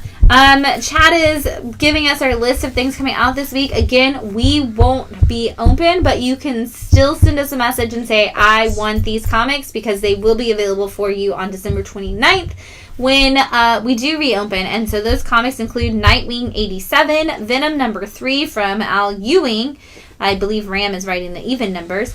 Radiant Black number 11, House of Slaughter number 3, featuring the art of our wonderful, amazing Chris Sheehan. Catwoman Lonely City number 2. I'm so excited. That's finally here. Justice League Incarnate number 2, Darkhold Spider-Man number 1, Telepath number 4, and of course for the Bat family, Porcelain number 5 with Marie Lovett's beautiful Alice in Wonderland retelling. We Don't Kill Spiders number 3, my personal favorite Joseph Smolke story. Ma number 4, Wonder Woman Evolution number 2, which is written by Stephanie Phillips. Nubia and the Amazons number 3, woohoo, Queen Nubia. Supergirl Woman of Tomorrow number 6. Yes. Eat the Rich number 5. Hey. Ice Cream Man number 27. That Texas Blood number 13. Wow, that was not a break between arcs. Last time we had a giant break between Volume 1 and Volume 2, but we've wrapped up the second arc and we're going right into the third one. Good Asian number 8, and in all caps from Chad, Chicken Devil number 3. Alright, there will be a live stream on Sunday. Phil is going to be doing a live stream either way. And yes, Gomez brought up, don't forget Godzilla and Power Rangers crossing over in 2022. That is the thing I would like to mention. If you are a subscriber, you already saw this in the email that went out to you. But like I said, we will be closed this week. But we also, in our email out to our subscribers, included some of the great things that Bat City was able to do this year, thanks to all of the people that shop here. And I've been talking to people recently, and they say, how many fundraisers and stuff do y'all do as a nonprofit? And I say, our decision, instead of doing fundraisers and galas and all of those and trying to track down donors, was we thought, what better way than to continue the goal of reading by having the comic book shop that people can use and come in and buy comics and read all throughout their lives, and then that funding turns around and funds the programs. And because of that, we were able to create 50 boxes in the last couple weeks to give to schools. So this was I don't know what that means. 50 boxes. I'm like, you're pointing, and I don't know. 50 boxes of books for schools. Each book had over 10 books in it, so that's about over 500 books going to schools. We did 4 summer camps of writing workshops this summer. We worked with about 12 different schools in the last year and a half that we did Zoom programming with, which is incredible. And then not counting just the books that we give to just kids as they come in. We were able to do all of these things because of people shopping in the store, because of subscribers who buy their books here, because of all of the incredible things that you who are watching this do when you shop here. So every time you shop at Bat City, you are helping to make those programs continue to grow more and more. And there's so much more to come in 2022, and it's just going to keep getting bigger because of each and every one of you. And so, so thank you. The most important thing is thank you. Thank you. We couldn't have done it without you. And because this is technically the last wind down your weekend live stream of the year, just a shout out not only to each and every single one of our customers, but an extreme thank you to all of our volunteers who show up and box up those books for schools, who help us with every event that happens here at the store, who, when we have an emergency, come in and watch the store, who show up every Sunday night and read every comic book on the shelf so that they can talk to you about why they're great, and then harass Chad for an entire live stream. So, thank you for everybody who shops here. Thank you for all of the people who volunteer, and I can't wait to see all of the things that we can all accomplish together in 2022. And like I said, wait for December 29th when we wrap up with our favorite books of the year. And who knows, Phil may surprise you and do a live stream without me while we're closed next week. So it's more and more tempting. I know. I gotta be honest, as we've gone about, we'll leave it set up. Right, we'll leave it set up just in case that's what you want. Chad said so technically the last year, right? Technically the last one of the year. Like, Chad's ready to go if you are. So. Ooh, okay. Chad said he's hosted a podcast for 13 years. He's got experience to be on the show with you. Okay. So. Chad, if you're serious, let me know. Right, Chad, Phil, y'all work it out, and then you talk to Josh because he has to let you in to do it. Okay. So, Will be here. Yeah, Josh will be here. He'll help you. He'll make it work. Do it. Josh will be here all week long. Josh will be here all week long working. The store's just closed. So, and Ram said special wishes for the happy holidays and a bright new year, and that goes to everybody. We will obviously see you before the new year because we will see you on December 29th. If not sooner than that, we'll see you for New Comic Book Day on December 29th. And we'll see you for our end of the year wrap up. Other than that, we've got a prize for you for the Christmas holiday. Do it for my Christmas present. Prize! Woohoo! Yay! I'll never do that again. That was great. I felt so uncomfortable doing it. That was the best use of that sound effect. That was an accident. That was the best use of that sound effect you've ever done. Alright, we're going to give you 3 things this week. We are going to give you a copy of Red Christmas #1, which is a ridiculous story from Scout Comics. We're going to give you this local comic shop day. Setting it down. Local Comic Shop Day variant of Task Force Z issue 2. Oh, it's shiny, it's foily, it's amazing. And we're also going to give you a copy of Marvel Voices. This is the Comunidades issue, the Latinx celebration, which was beautiful and wonderful, and you definitely need to read this. And I'm going to lean it up against those other comics for a second. I don't know why. I don't have a notebook that tells me what the questions are, because there's only one. The question is... name Santa's 9 reindeer in order. So if you can name Santa's reindeer in order, Space Googling. I know you win all 3 of these comic books. And of course, this is a like the Marvel Voices alone is a $10 comic, and the local comic shop day is probably stupidly priced at this point most places. Also a $10 comic normally. Yeah. Jerry said, sleepy, sneezy, dopey. No, wait a second. Also, I recently, in rewatching Almost Famous, learned that Xmas is not a real word in the English dictionary. No, Xmas is actually... It's Christmas. Because, so, the X comes from the Greek word chi, the Greek letter chi. That's actually where it comes from. The Greek letter, which is X, which is chi, actually was how they... That's like the start of Christos. And so it was supposed to be like a shortened version of Christmas. And so people always say like, oh, you're Xing out Christ and Christmas. But in reality, it's actually based off of the letter X for chi, which is short for Christos in Greek. Just so you know. Interesting. Chad says, Dasher, Dancer, Prancer, Vixen, Comet, Cupid, Donner, Blitzen, but do you recall the most famous reindeer of all, Rudolph the Red-Nosed Reindeer? These are going your way, Chad. I love that you... Oh, wait, BJ also did it. Ooh, BJ might have been first. BJ jumped in. Dasher, Dancer, Prancer, Vixen, Donner, Blitzen, Comet, Cupid, Rudolph. I don't Rudolph. Oh, but Chad sang the song. You know what? We'll find something for both of you. Don't you worry. Oh, BJ. Chad says give it to BJ because he's so nice.